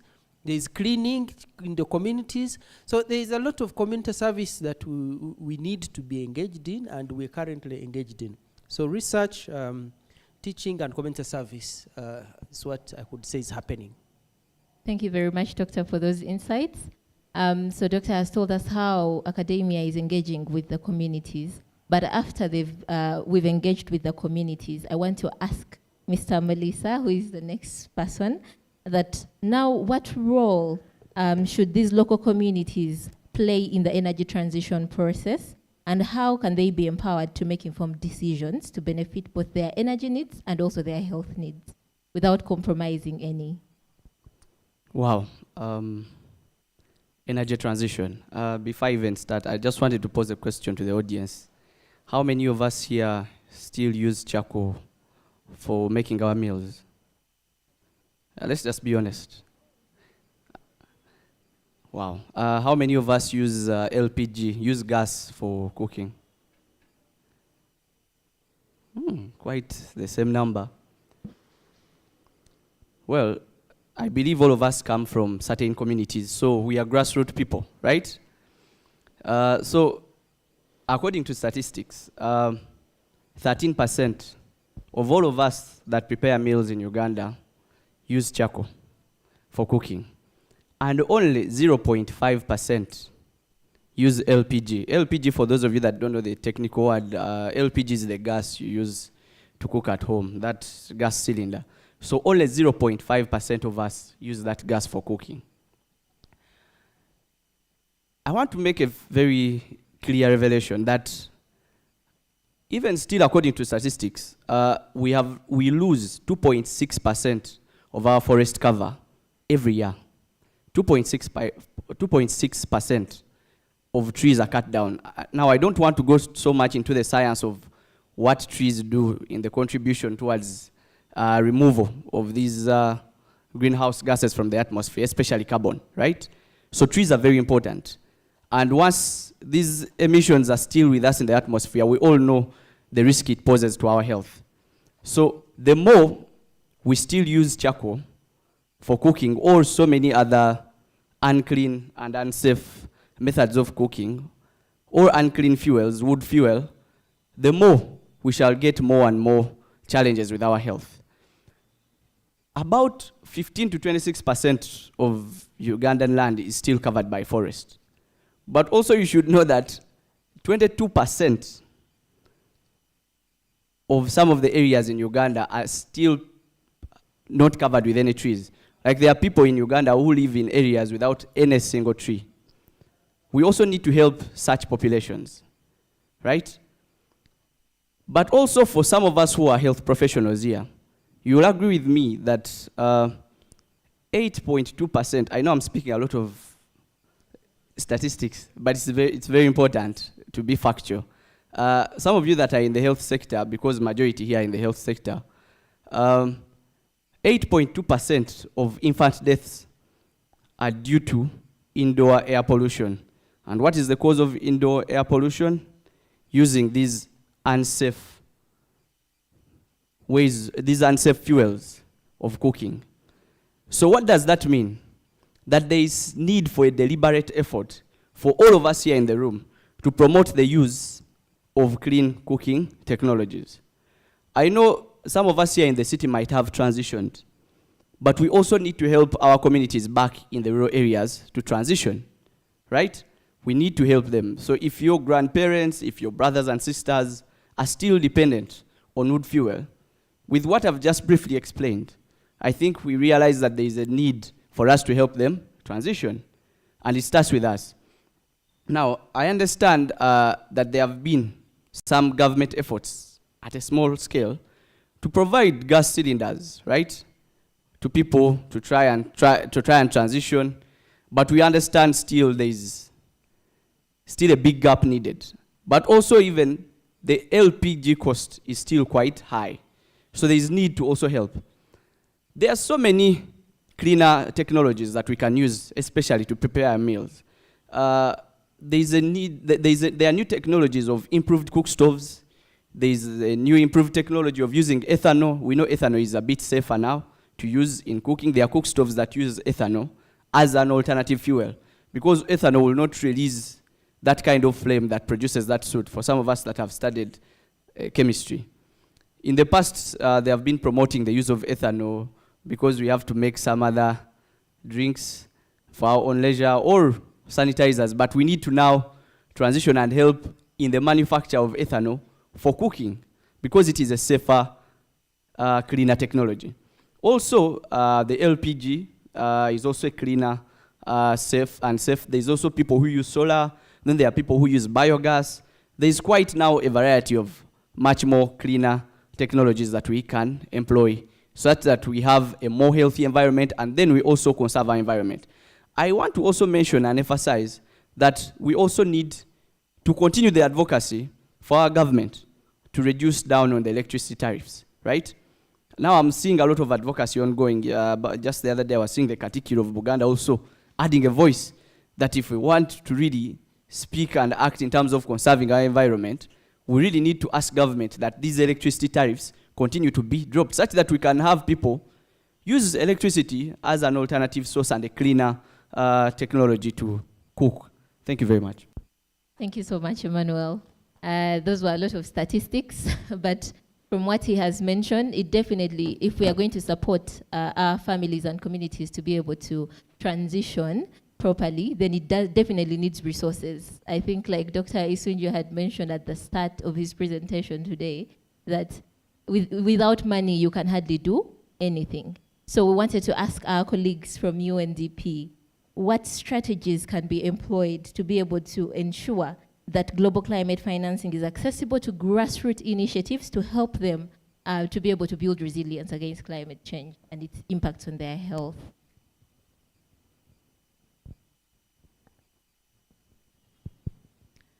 Good afternoon, everyone. Climate financing is something that is it hasn't been so common in the recent past, especially among the health sector players.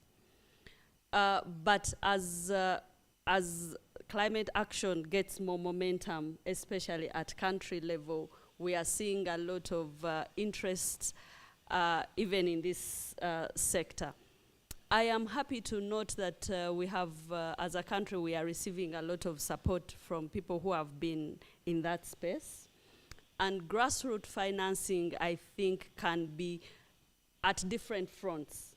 One, capacity building, to be able to competitively access these funds that are at global level. That capacity building can be at different fronts, national players, but also the communities.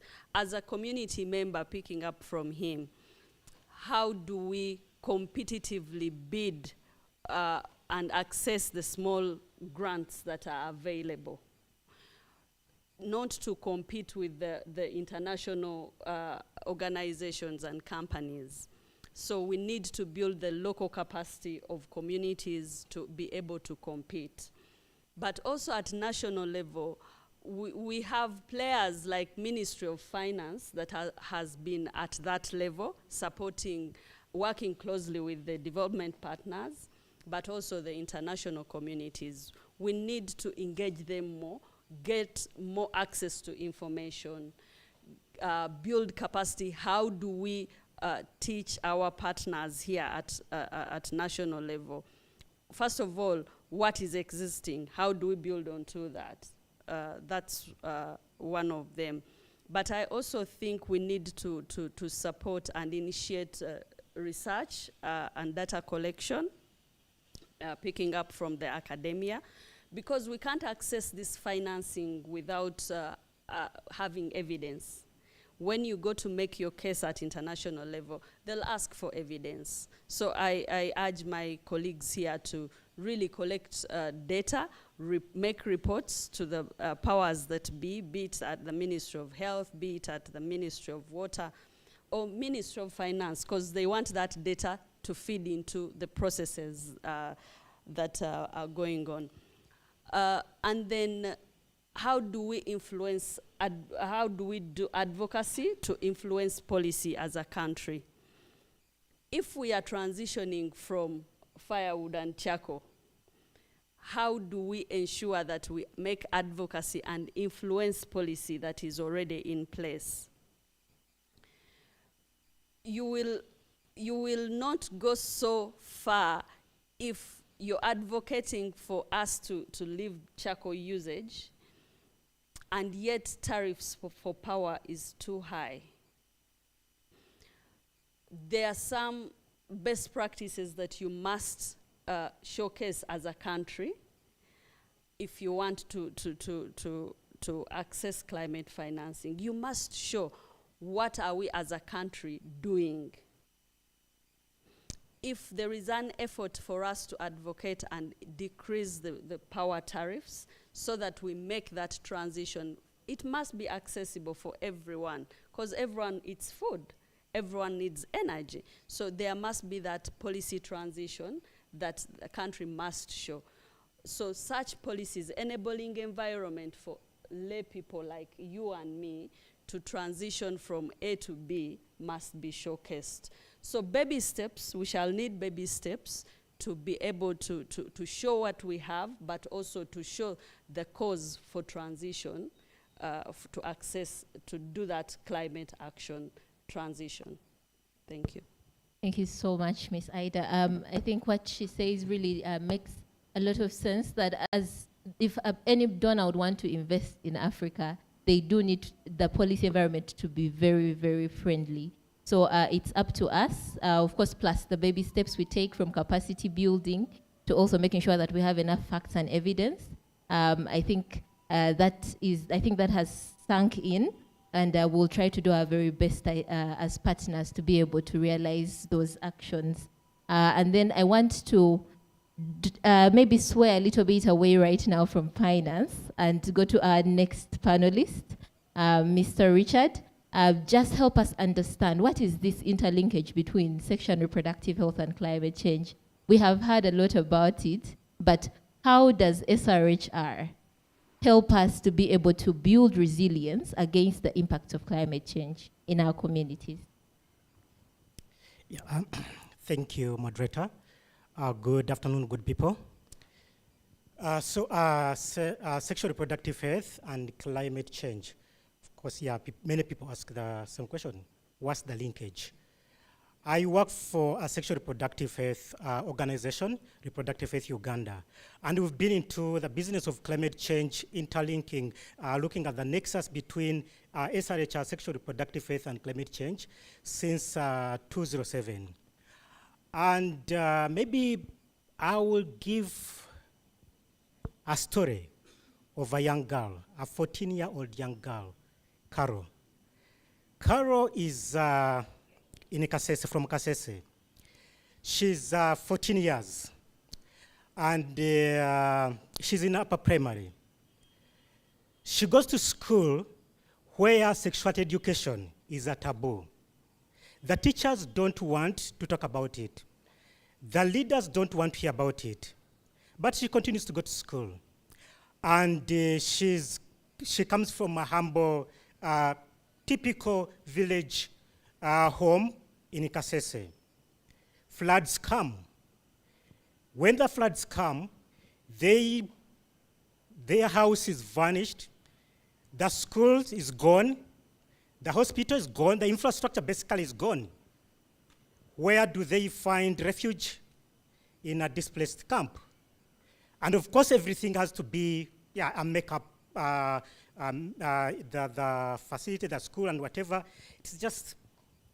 So what happens to Carol? Of course, she goes to, they try to make sure that she continues with higher education.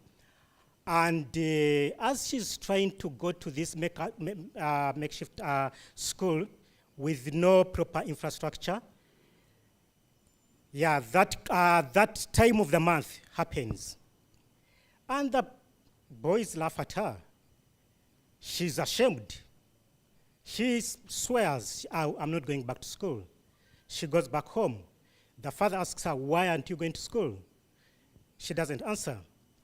Then the father says, okay, I'm not going to pay for your school fees. Then an argument sparks up, and the father accuses the mother for bringing up this girl, big-headed, who is annoying, and she's not going to continue with school. The mother pleads, and the husband beats up Carol's mother, and unfortunately, she was expecting. She has a miscarriage. She goes to this facility. I mean, everything is just in a shambles. I mean, maternal health is not a priority in this placed camp. I mean, they couldn't help her. The nearest hospital is far. The roads are washed away. This pregnant woman, I mean, she suffers her fate. Now, Carol, because she has failed to go to, she refuses to go to school, she meets a boy who tells her that, well, when it's your first time to have your first sexual debut, the first sexual debut, you can't conceive. She gives in. She's coerced. She gives in, and with the time she realizes she got an STI. As she's trying to get medication, which is not even forthcoming, an STI medication treatment is not forthcoming, she realizes that she's pregnant. I mean, Carol now, the world turns around her, the boy disappears, the mother is not there, the father, he doesn't want anything to do with them. And why is this so? And why is this? Because one, SRHR is not a priority in many of, they were displaced because of climate change, the floods. It's a disaster, climate change prone disaster, the floods. But sexual reproductive health is not prioritized. Of course, SRHR has many components.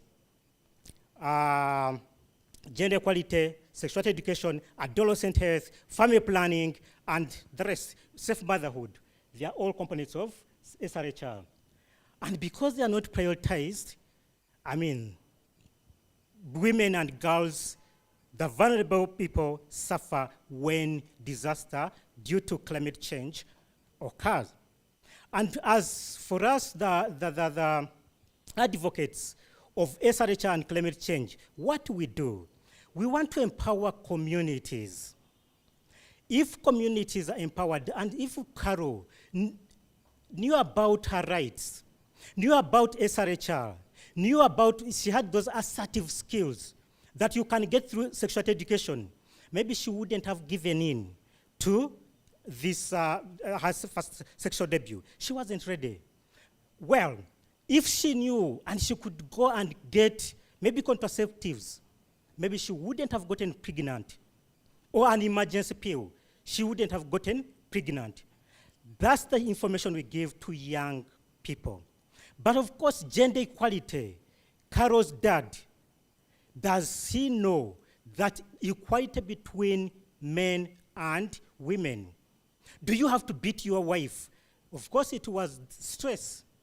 He's displaced, and he pours all his stress to the wife. We want to engage, have that dialogue, empower the women on issues of gender equality, to know through gender transformative approach, engage the men, engage the young people, so that their sexual reproductive health rights are honored and respected and fulfilled. But also the other thing is, if the planners, if the people who are planning for these displaced people, they would make sure that they put in place everything that the women and the young people need to make sure that their sexual reproductive health rights are respected, honored, and fulfilled. I don't know whether this story tells you the intersection or the nexus between SRHR and climate change. Thank you. Thank you very much, Richard. That story was quite interesting, and I love the approach that you took through using story. I think it helps us better understand, and also helps communities also better understand these impacts. Well, we want to salvage time, so I just wanted to know if there are any questions from the audience, anything that you would love to ask our panel discussants, and maybe then we can now sort of conclude this panel discussion. Yes, I see a few hands at the back.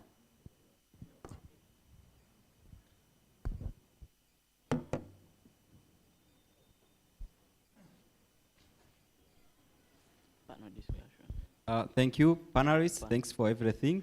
My name is Vincent. I'm from Mikla Life, miklalife.com. So you can find everything from there.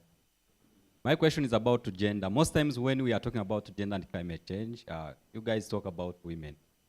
But I know there are some special issues with boys and men as well. Would you please elaborate special linkages, special challenges that climate change brings to men and boys?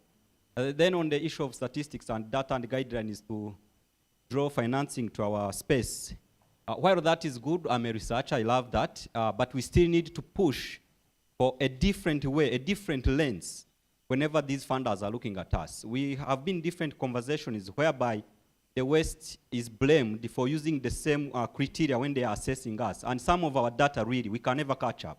So if we use the same lens throughout, we will never catch up. They were looking at why they always rate us as a risky place for investment. It's because their sources of data are usually quantitative and use approaches, AI, digital and all of that, which we may not be putting our data. What if they had various ways of collecting this data, various strategies of looking at us? We have this data maybe in a different way. So while we are pushing for the guidelines, for statistics and everything, it's nice. Let's also push this narrative that there should be simplified ways of some of these community-led organizations to really access this funding. Thank you.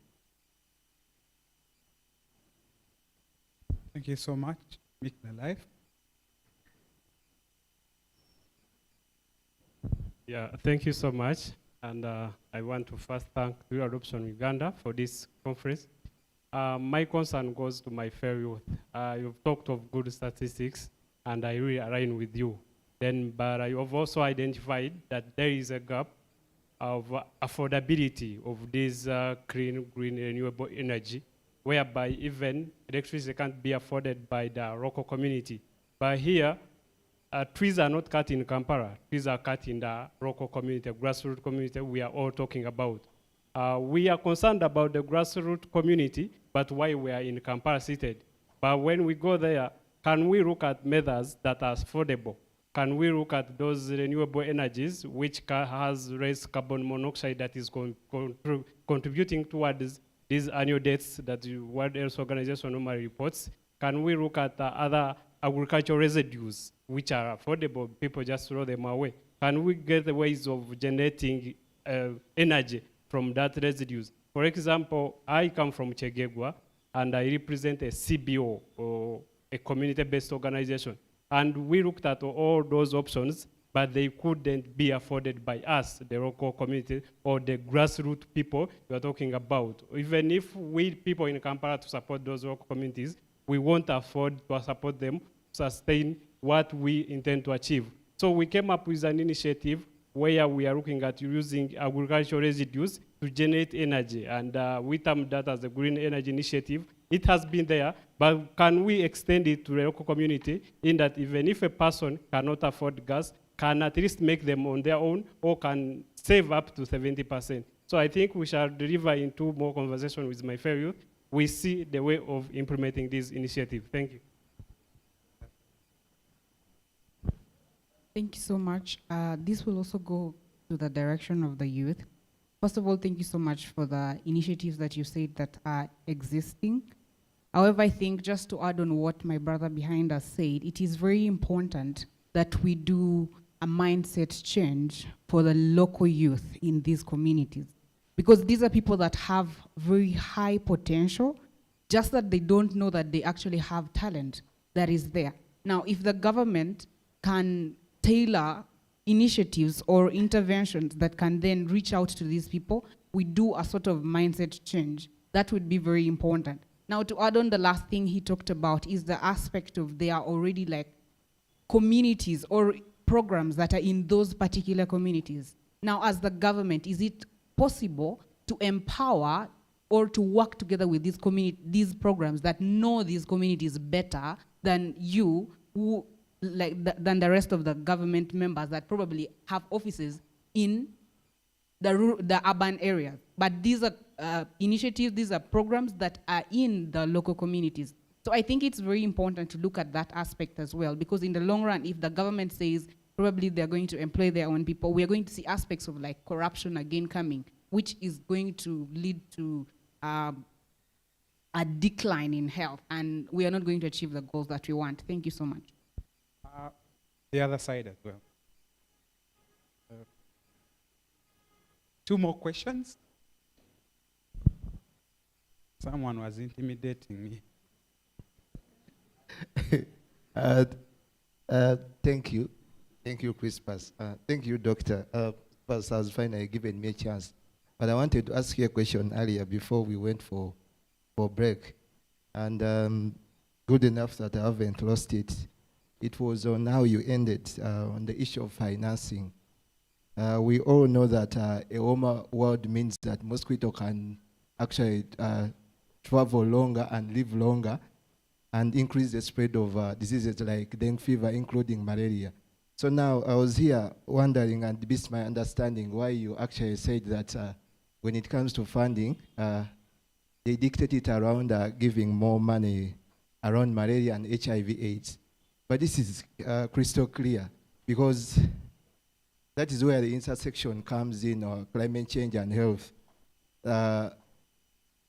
The malaria infestation or mosquito infestation increases burden on our health sector. So, Doctor, according to you, I think to me this is clear. Don't you think now that the conversation have started taking shape right from the previous scope, that now this should attract more funding, the intersection of health and climate change? Yeah. Thank you very much. Annie, taking one question, and we've had most of the questions. Thank you very much. My name is Wamozo Timothy. First and foremost, I want to thank the organizers of this symposium. Because we know climate, speaking about climate, it is a problem on the continental level, not only in Uganda, but also other African countries. I've been to West Africa, still these are things that they are speaking about. And I want to thank the panelists who gave us, more highlights, the statistics about, how we are doing in Uganda. But then my question goes to the panelists from UN. How is UNDP coming on board about financing? And I needed more highlighting on all the requirements for one or an organization to qualify for this funding, because we know we really need it, and I know UN has that money. Thank you very much. So, where is the money? Sorry, we are time bad. We are taking a few questions because we have another very important discussion we are going to have after this. So allow us to respond to those questions, and we wrap up. Then we go to the other discussion. Over to you. Thank you very much for the questions. I think we'll start answering those questions. Yeah, I think I only had one question about funding from, I think, the Global Fund. Yeah. So these donors usually have their funding priorities. And while our priority might be climate and health, the funding that is existing from the donor may not be saying climate and health. So you need to reorient your proposal. Make sure that you are in line with donors' interests, but at the same time synchronized with what you will need to do. So if the current funding is coming in malaria, TB, and HIV, you could target it as if you're picking it for malaria, but whatever you will be addressing will be contributing to aspects of climate and health. Yes. Yes, thank you very much. First of all, I appreciate fellow youth who were listening attentively. They say that when you get questions from the audience, it means people were actually listening to you.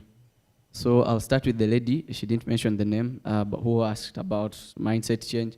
Well, mindset change is not such a big concept. Just like we are here in the room, I am passing on information. That means I am changing your mind, right? So your role is to, instead of saying we need, you say I need to, right? So as you get the information from this room, now it is upon you to go out there, because mindset change is a spiral effect. When you learn something, you go on and also share it, and then we shall change minds step by step, right? And then to the gentleman who is also a fellow youth, who he also didn't mention his name, who basically spoke about the aspect of affordability. Well, my brother, I would say that I agree with you. There are challenges of affordability. But I would say that affordability is not even the biggest challenge at the moment, right? There are so many other challenges that have come up. Challenges to do with the unreliable supply of these technologies, unreliable supply of the fuels themselves, I mean ethanol. So then there's also challenges of inadequate awareness, yeah? So even the awareness is not there about some of that information that I shared earlier. I don't want to repeat it. You get? So there are so many challenges. But I would also want to appreciate the government through the Ministry of Energy and Mineral Development. Recently, they developed an energy policy, which basically is charged with promoting equitable and widespread, affordable, clean and efficient clean cooking technologies.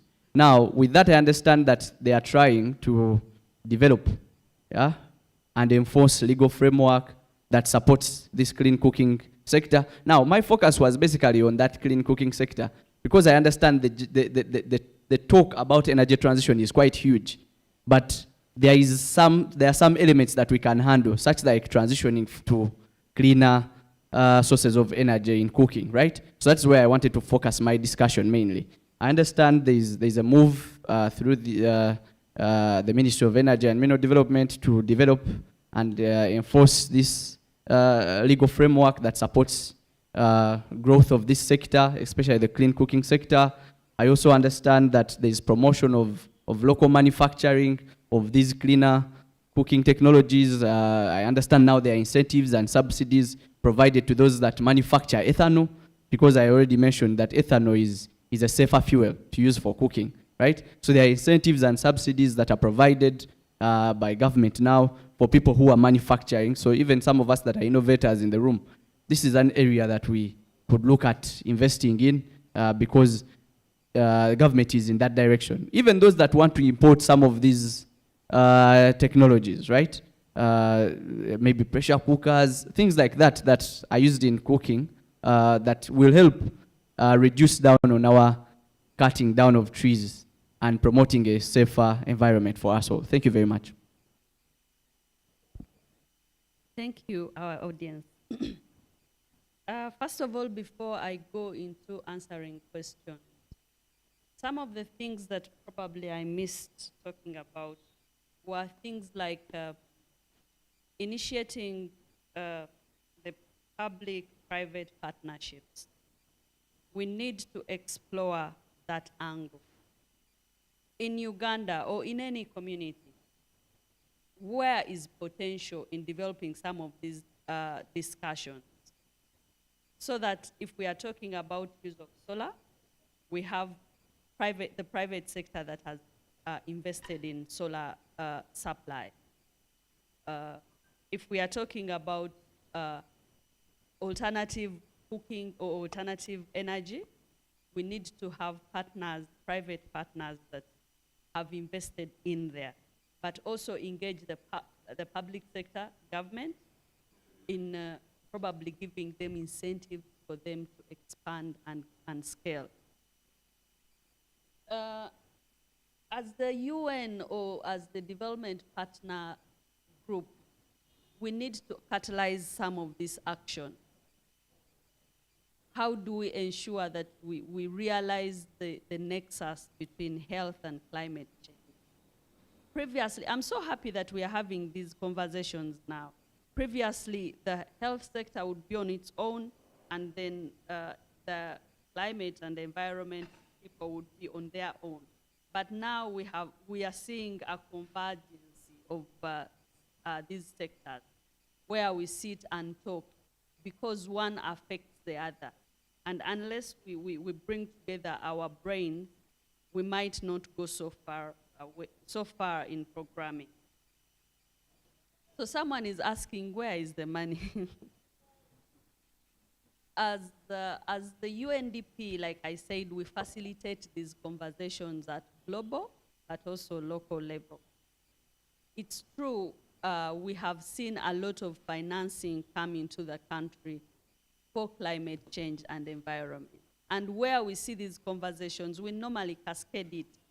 Previously, our main partner in nature, climate, environment, and resilience has been with Ministry of Water, with NEMA, and that kind of line. But like I said, we have initiated these discussions with the health sector, but also with the civil society organizations, where we call you on table and discuss, this is what we have seen is coming or is being planned at global level. How do we as a country collectively participate in that? Those conversations have started. There are many calls that probably the UN does not qualify to apply, but ministries, government ministries qualify and civil society qualify. So we continue to facilitate those discussions. We continue to have conversations of partnerships. So that is where we can stop at, where we think we can help. We do help. Some organizations come to us to seek for recommendations for some of these resources to apply, and we do give them. But also where there is need to simplify application processes, we do provide those services. As the UN, our major role is not financing. It's not giving out money to partners. Ours is to provide technical support to partners. It's our major role. The funding part comes in later, but our major role, we are a technical hub as the UN.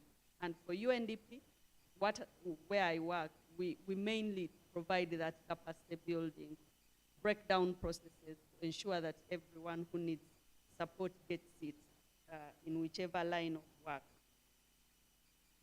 I do agree with the partner who talked about appropriate and affordable technology. We might be at national level here talking about gas, electricity use, but it's not affordable or it's not appropriate to the young person at the grassroots. These are the conversations that we want to hear. What is affordable to do as a young person in the area? What is appropriate? What is affordable to do? And can we innovate? Can we co-create with you to ensure that we have those very innovative ideas? Probably a youth from Kawempe here or from Kololo, they may not know what is appropriate to do. So can we have these heads together and co-create as a country? We have an innovation hub for the young people.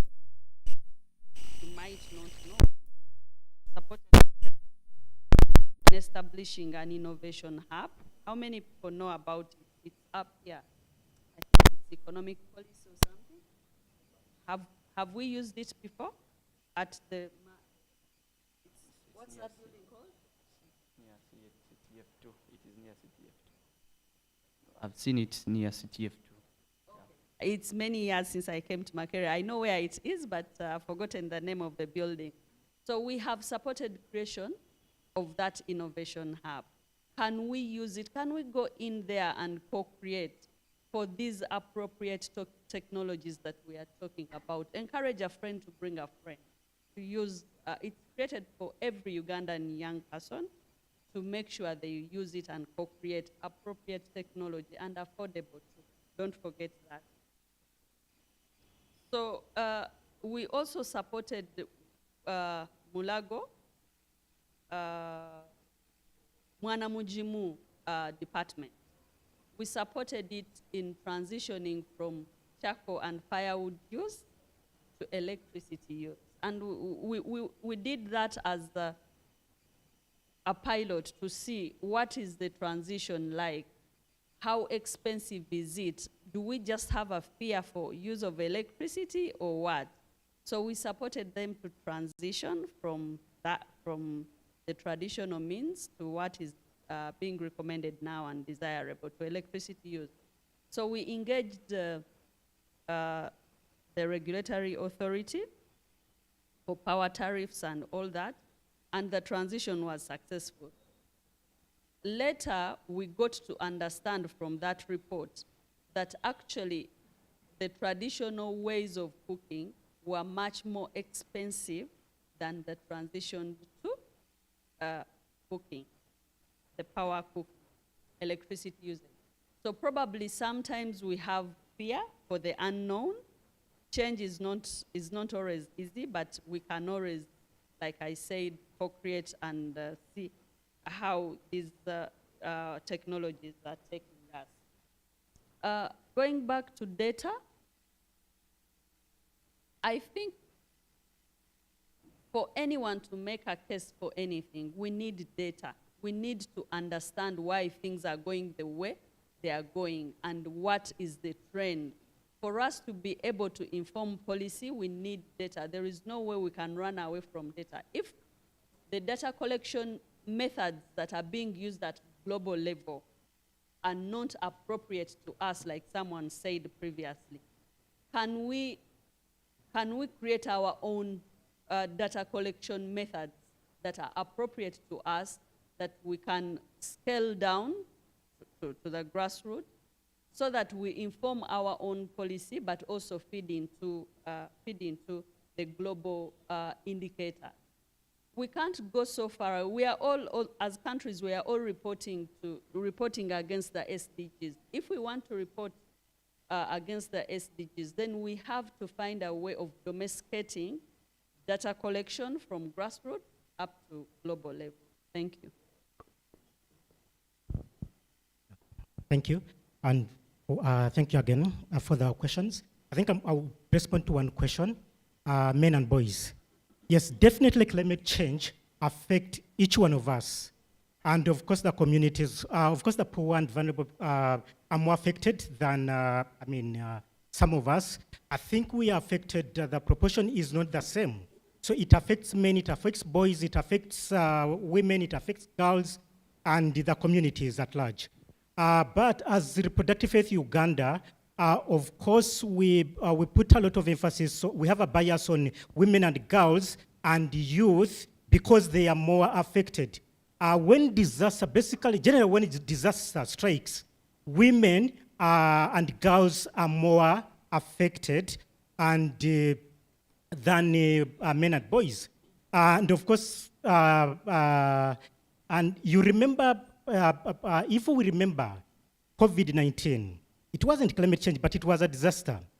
And their schools, I think in Karamoja, there was a report that was done in Karamoja. There are, I think, like schools where S4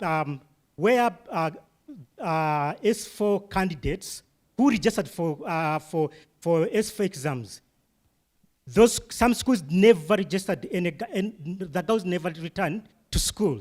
But I mean, the boys were there. So you see, like again, many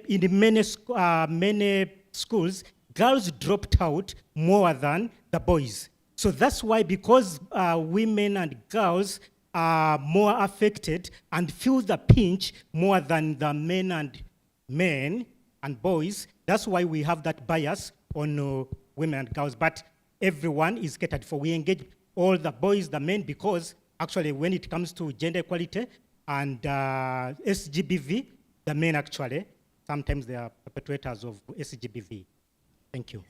Thank you very much. To our panelists, a round of applause to them. So we want to conclude this panel discussion, but I'm just going to ask them to tell us one word, just a call to action for all the stakeholders that are in the room. Just one word or one sentence, and then as a parting shot. Thank you. Integrate sexual reproductive health and rights in your climate change programming. Thank you. I think from me, climate change affects us all. We need to keep that at the back of our head, that as an individual, how do I contribute to climate change? if you establish how you contribute to that, then you'll be able to kind of reverse what you have been doing wrongly and focus on the positive. Thank you. Yes. A healthy environment means a healthy livelihood. If we have a very unhealthy environment, that means also us as human beings, we won't be healthy. So that is why we should care about the environment. Thank you so much. Thank you. Just to say for the community, everyone is a champion. And it's not for the experts or professionals. Everyone is a champion because everyone is affected. So I think everyone needs to do something.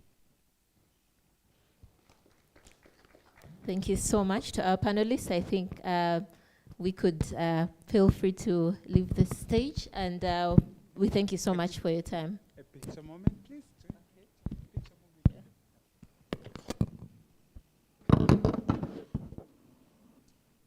So as they have a picture moment, I want to ask to give them a very big round of applause.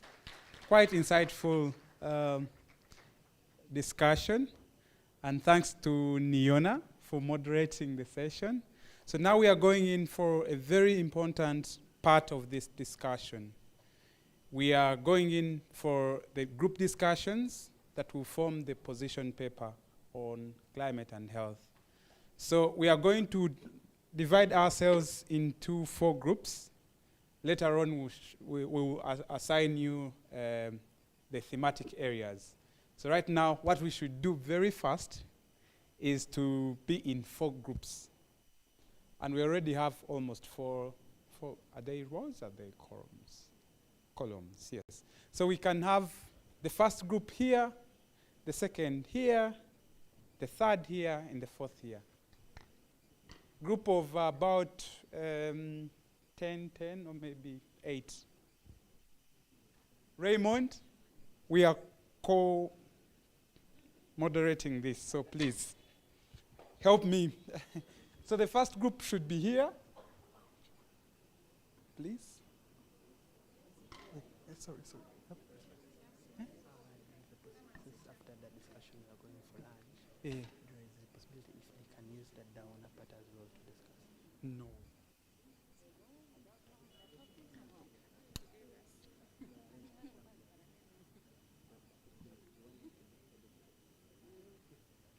For the groups, do 1, 2, 3, 4. So Okay. the 1, the 2, the 4. Okay. I'm advised the simpler way. So we are going to say 1, 2, 3 to 4, and then start again. And those who will say 1 will go to group 1, 2, group 2, 3, group 3, 4, group 4. Okay? So we are starting from here.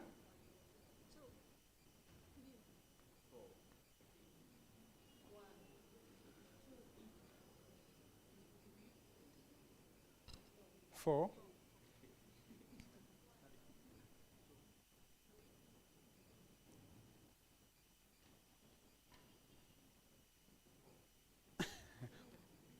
Three, 4. Yo. Are you confused? Okay, guys. Okay, here. Okay, we start with here. Okay. Say again. 1, 2, 3, 4. 1, 2, 3. And then, no, it's not part. 1, 2, 3, 4. Yes. And then 3, 4.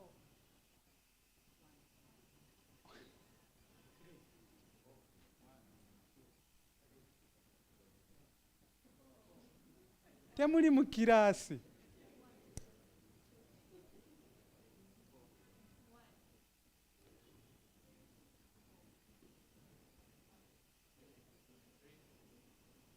Sandra? Someone? 2?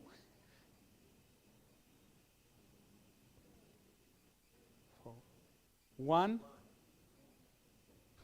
3. Okay, 4. 1, 2, 3. You speak, guys. You're tired? And then 1, 2, 3. No, 3. And 4. We start 1.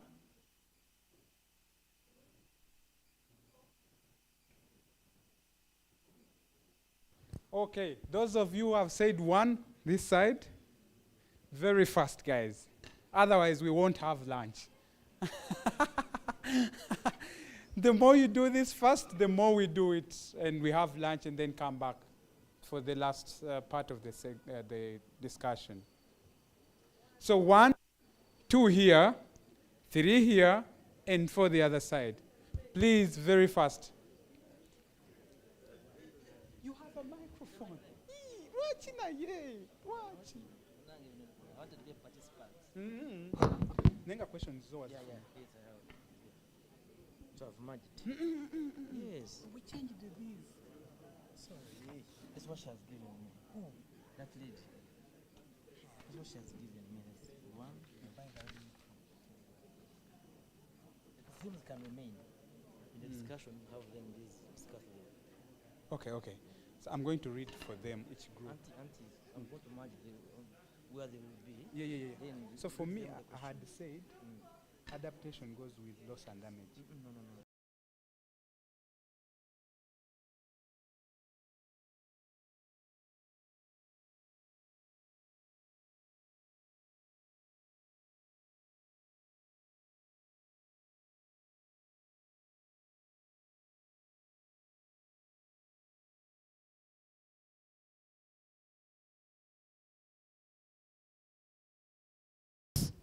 No. These are the areas they're going to, thematically they're going to take charge of.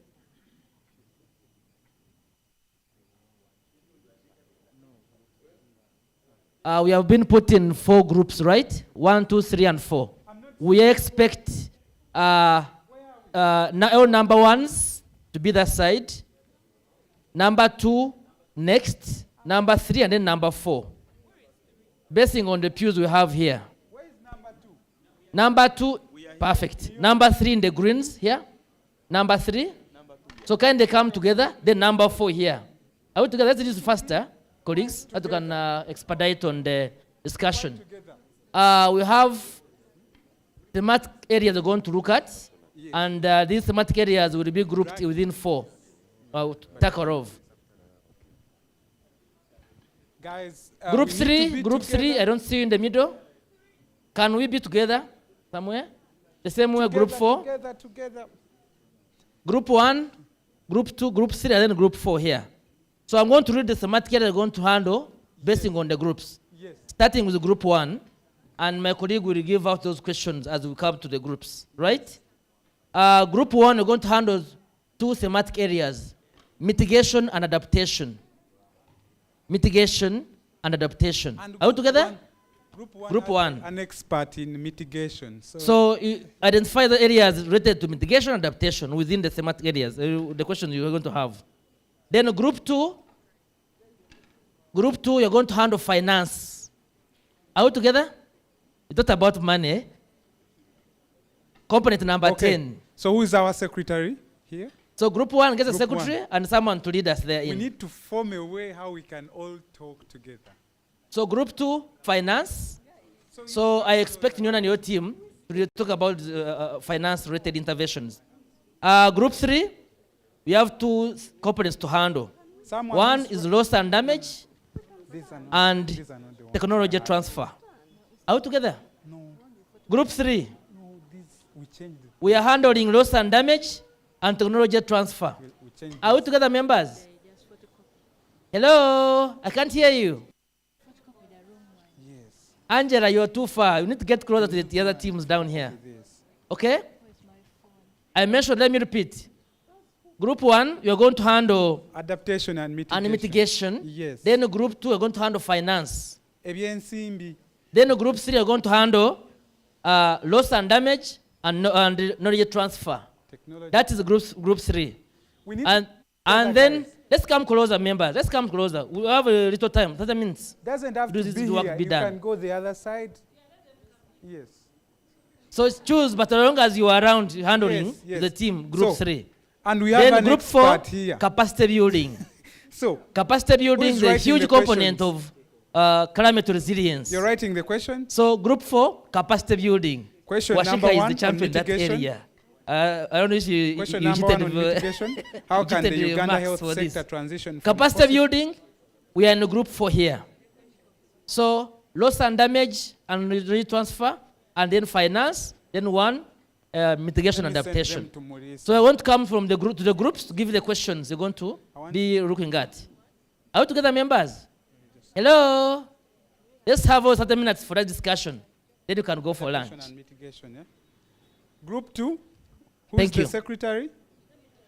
So let's get someone who to can read take a us. picture, please, for your questions, finance. And where you don't Our team from colleague from OPM. Okay. Yes, So where you yes, don't this is of understand, money. abbreviations. Yes, finance. And this is loss and damage. You guys, you very scattered. How are you going to? Okay, okay. Loss and damage and technology transfer. Anyone with a phone to take a picture, the photo? You have? You? Oh, the ones that I sent yesterday. Oh, okay, okay.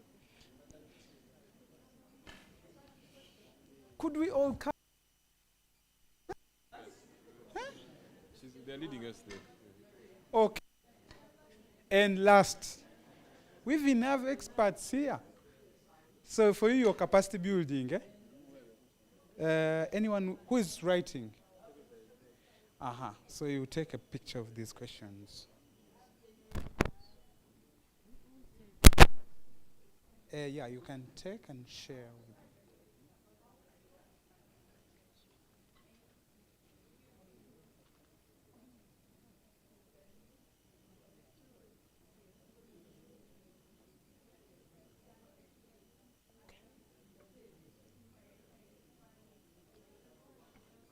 Okay.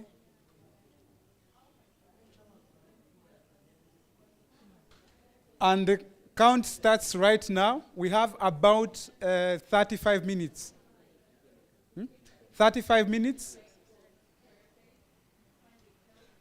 I am worried about loss and damage group. You guys are far from each other. Okay.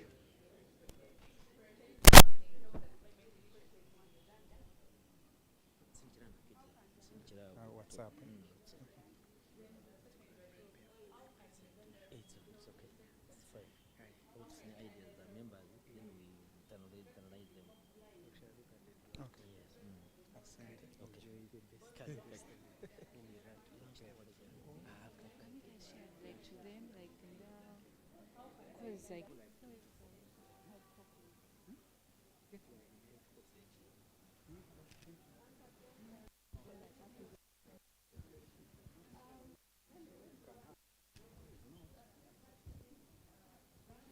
So the count is on, and we have about 32 minutes because the 3 are gone.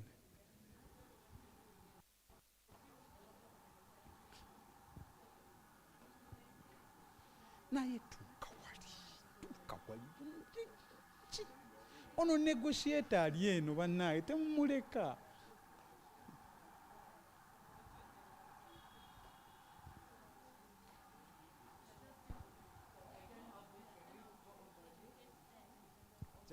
Just for you, NCK. Oh, she knows. She's not even supposed to be.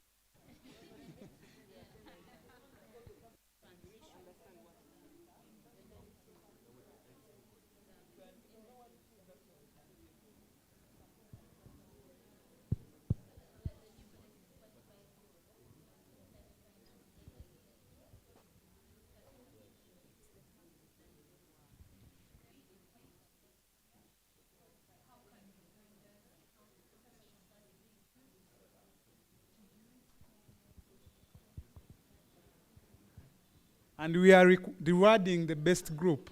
So, if you don't, you know,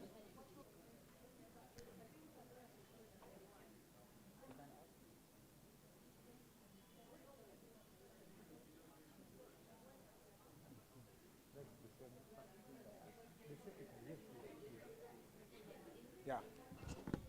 Disclaimer groups, make sure that you have a secretary that is noting all what you're discussing. After lunch, we are coming here for plenary, and the secretaries will be presenting, or anyone you select.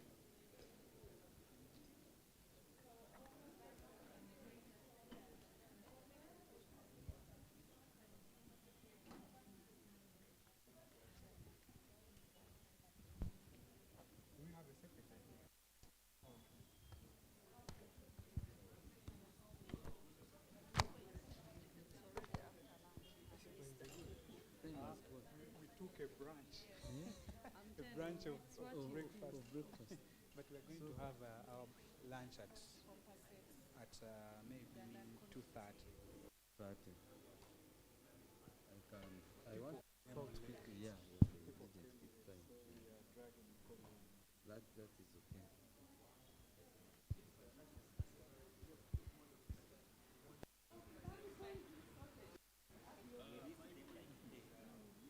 Yeah, they are.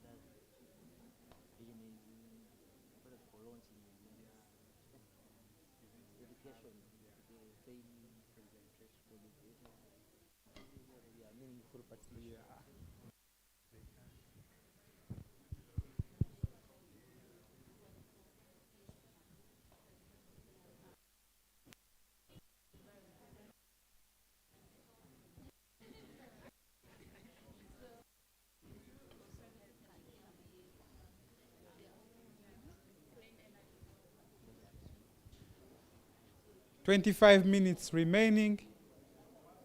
25 minutes remaining. 25 minutes remaining. 25 minutes remaining. So.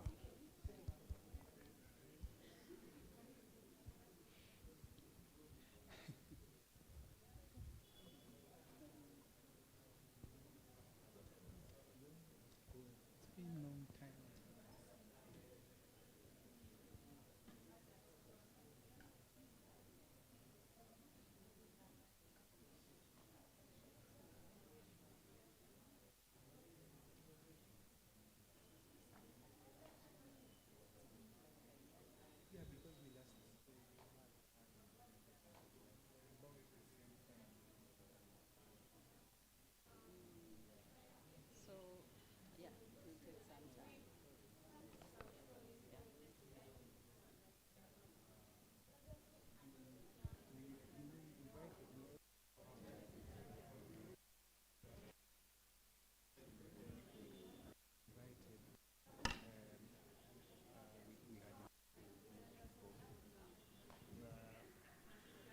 We didn't get.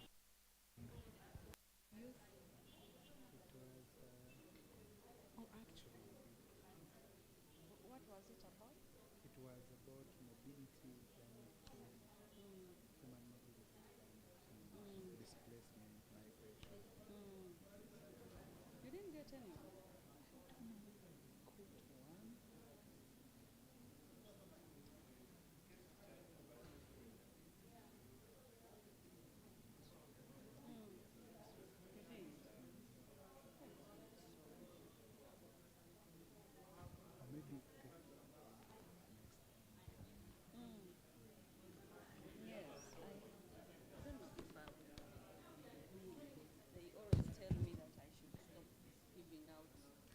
Why?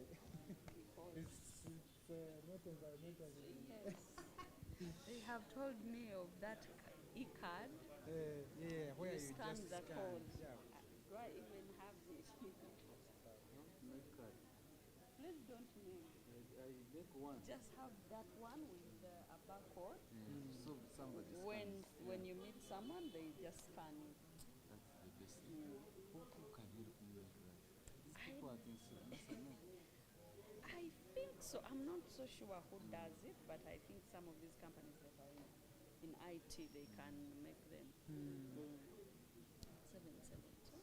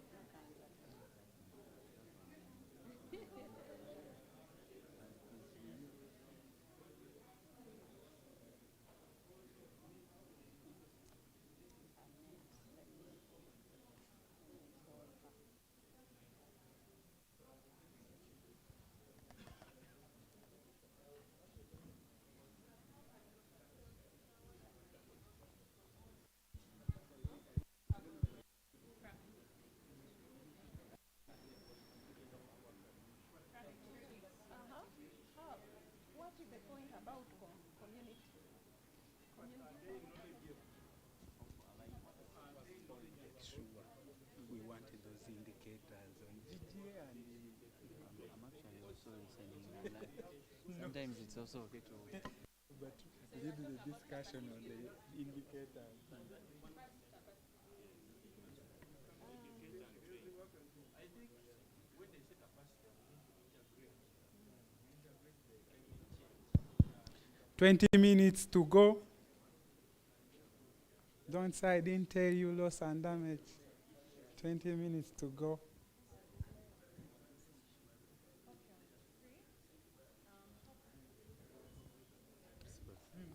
I have a couple of this for you. Oh. You need to use it. I got 2 copies. Globe level. Which you can integrate actually in the position paper. Sorry? Interesting. Okay. We actually were so much bent on especially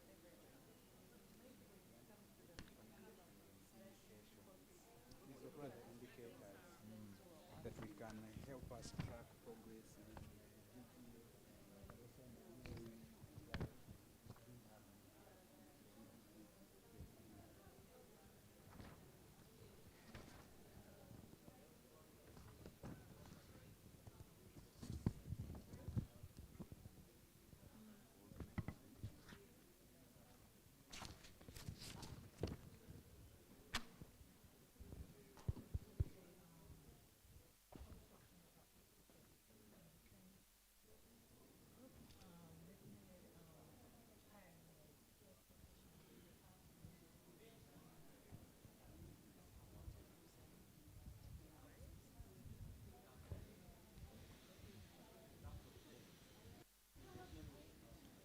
Please don't forget technology and development and transfer. You might only focus on loss and damage.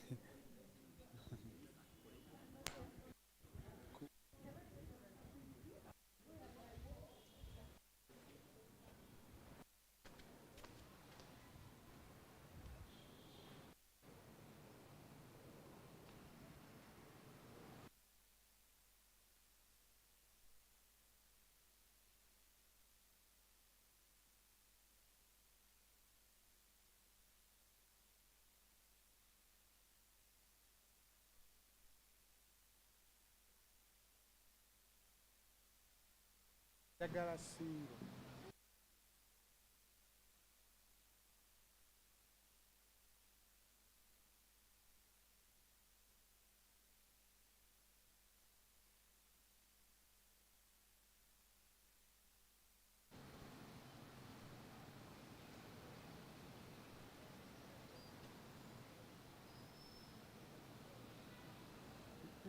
Bikandabe endala ningala saba waliwo ne gyoyise. Ah, no. I thought that was. Tewalinga. Eh.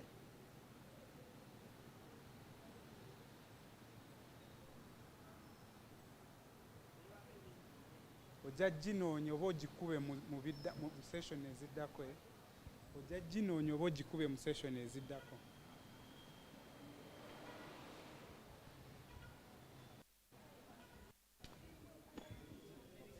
"15 minutes to go."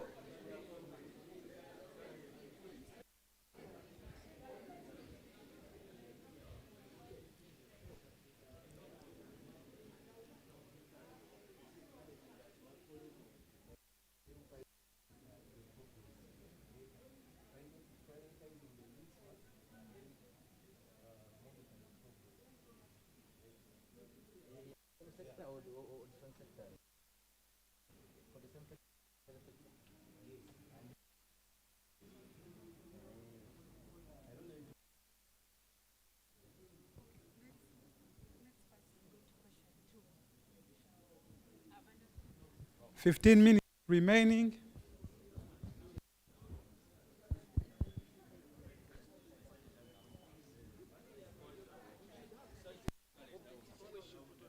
Scenarios. Yeah. Major. You know, when it becomes visible, you put it. Hey, you're confusing. You're talking so many, one by one. Yeah. Media reporting of events, major events. One by one.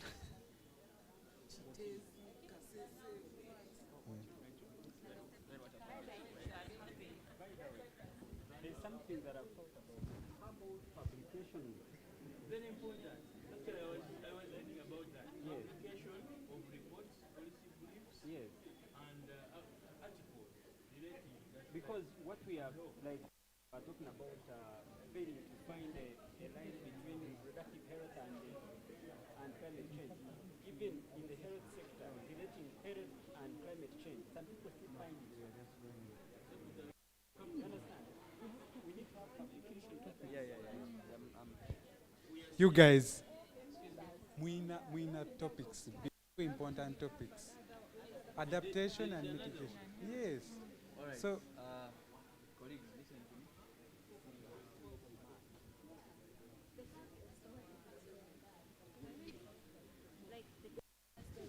I like the passion on finance. Banaye bazituwe.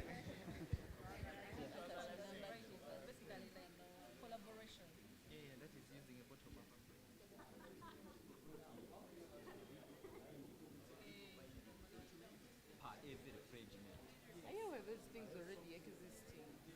So where is the problem? Maybe they're not following them up. So that means that's why we need that committee. That's why we need Steering committees. No, we don't need those are general. We need like if a country says, bigger body things, yeah? if United States says, I will. By the look of things, finance group is walking away with the prize.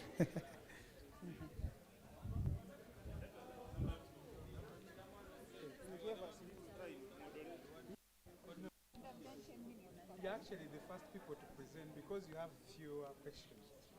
Other people have two topics, themes, adaptation and mitigation, loss and damage, technology transfer. Finance, they can begin. No, guys, you're the first to present.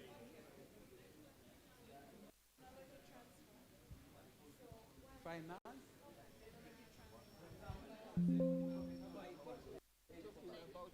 The things cut across. These questions will go and ask they cut across. So how about instead of where directly what and then some of the key performance indicators portion of population below the so an indicator has is measurable and an indicator has a target. So now bringing us back to the global goal and adaptation, I wanted SDG you get so allow her political will. If they know this one is from here, this one is, they will listen. And they will about is like to have consequences whenever you do something contrary to the climate agreement. No, what I'm saying about what thing it's about like you see like they have like if they don't know who you are, the climate those in terms of the form of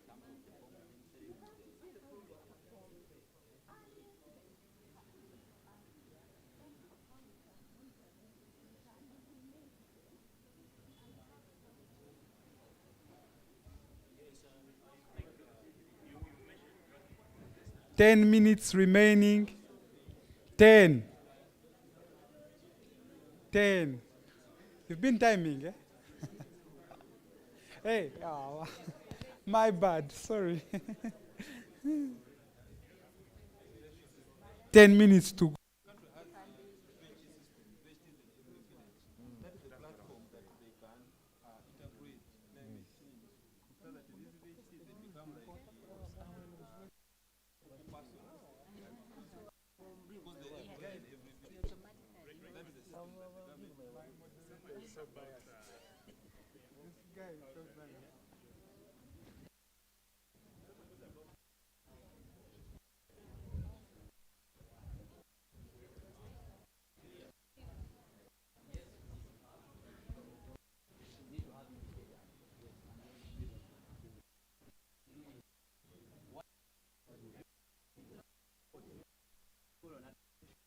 and the UAE Declaration on Climate.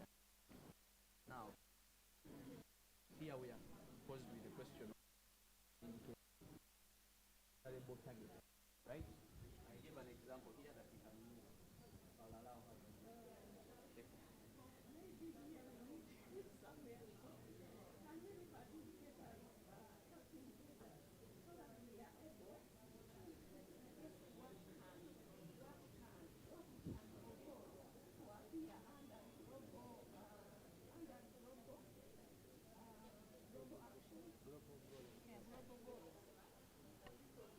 Someone look at health indicators so that we can.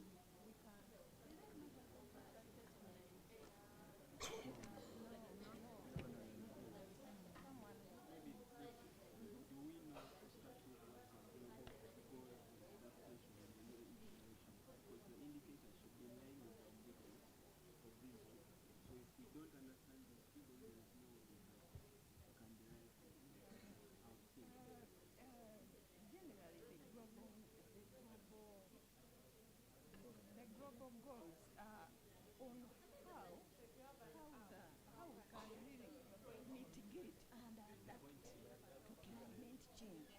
So it is, if we have the health indicators, we can really suggest, propose those key ones which shouldn't miss. Technically, I want to advise also, in the international negotiations, the global goal on adaptation has not yet been fully developed. In fact, the indicators have not yet been developed. In fact, this consultation is one of the grassroots consultations that we hold. What kind of indicators? So, just like I gave an idea of the SDGs, that you have to measure performance, right? So it's the same thing that to come up with the global goal on adaptation. First of all, I would just want to transform this question and say we understand that. So what would you think some of those targets in case we are trying to adapt? What are some of those measurable targets that we can put in place in order for us to adapt? For example, in farming, we can say in farming, how do we adapt in farming? Let's say by 2030, there should be this level of knowledge in line with, for example, nature-based solutions such as agroforestry. No, now That's we why are I'm saying. now we I are was just inherit. giving an example. That's our focus now we inherit. Thank you example. I'm just giving an example.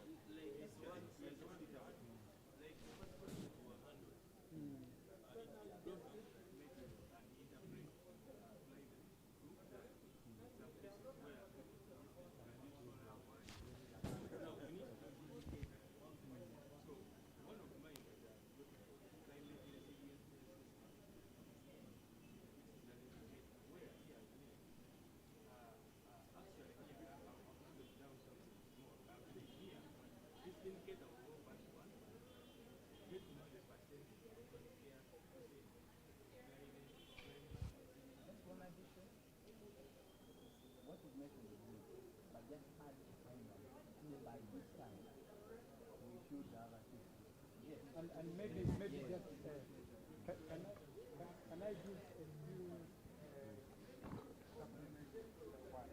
So the global goal on adaptation is I think in Article 7 or 8 on Paris, and it's sort of replacing the Cancun adaptation framework.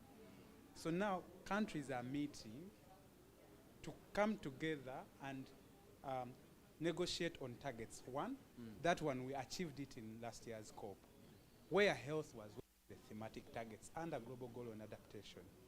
But the negotiations fell short on indicators. So now this COP, we are hoping that the targets that we set in last year's COP will have indicators for these targets. So for us here on health, we want to know the indicators that would show, one, track the progress, two, have commitments in terms of time and also resources. So for instance, if you're talking about health system resilience, what entails that?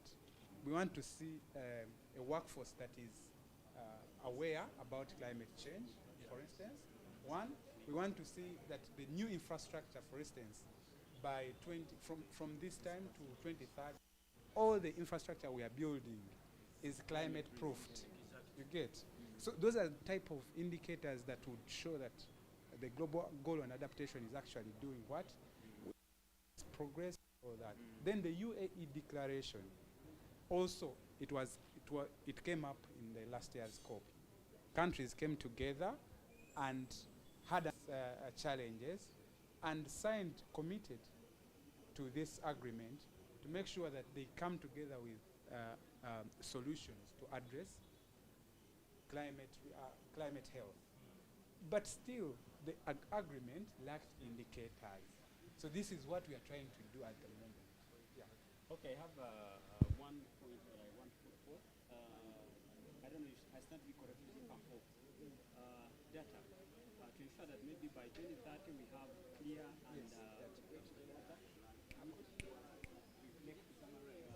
the numbers of maybe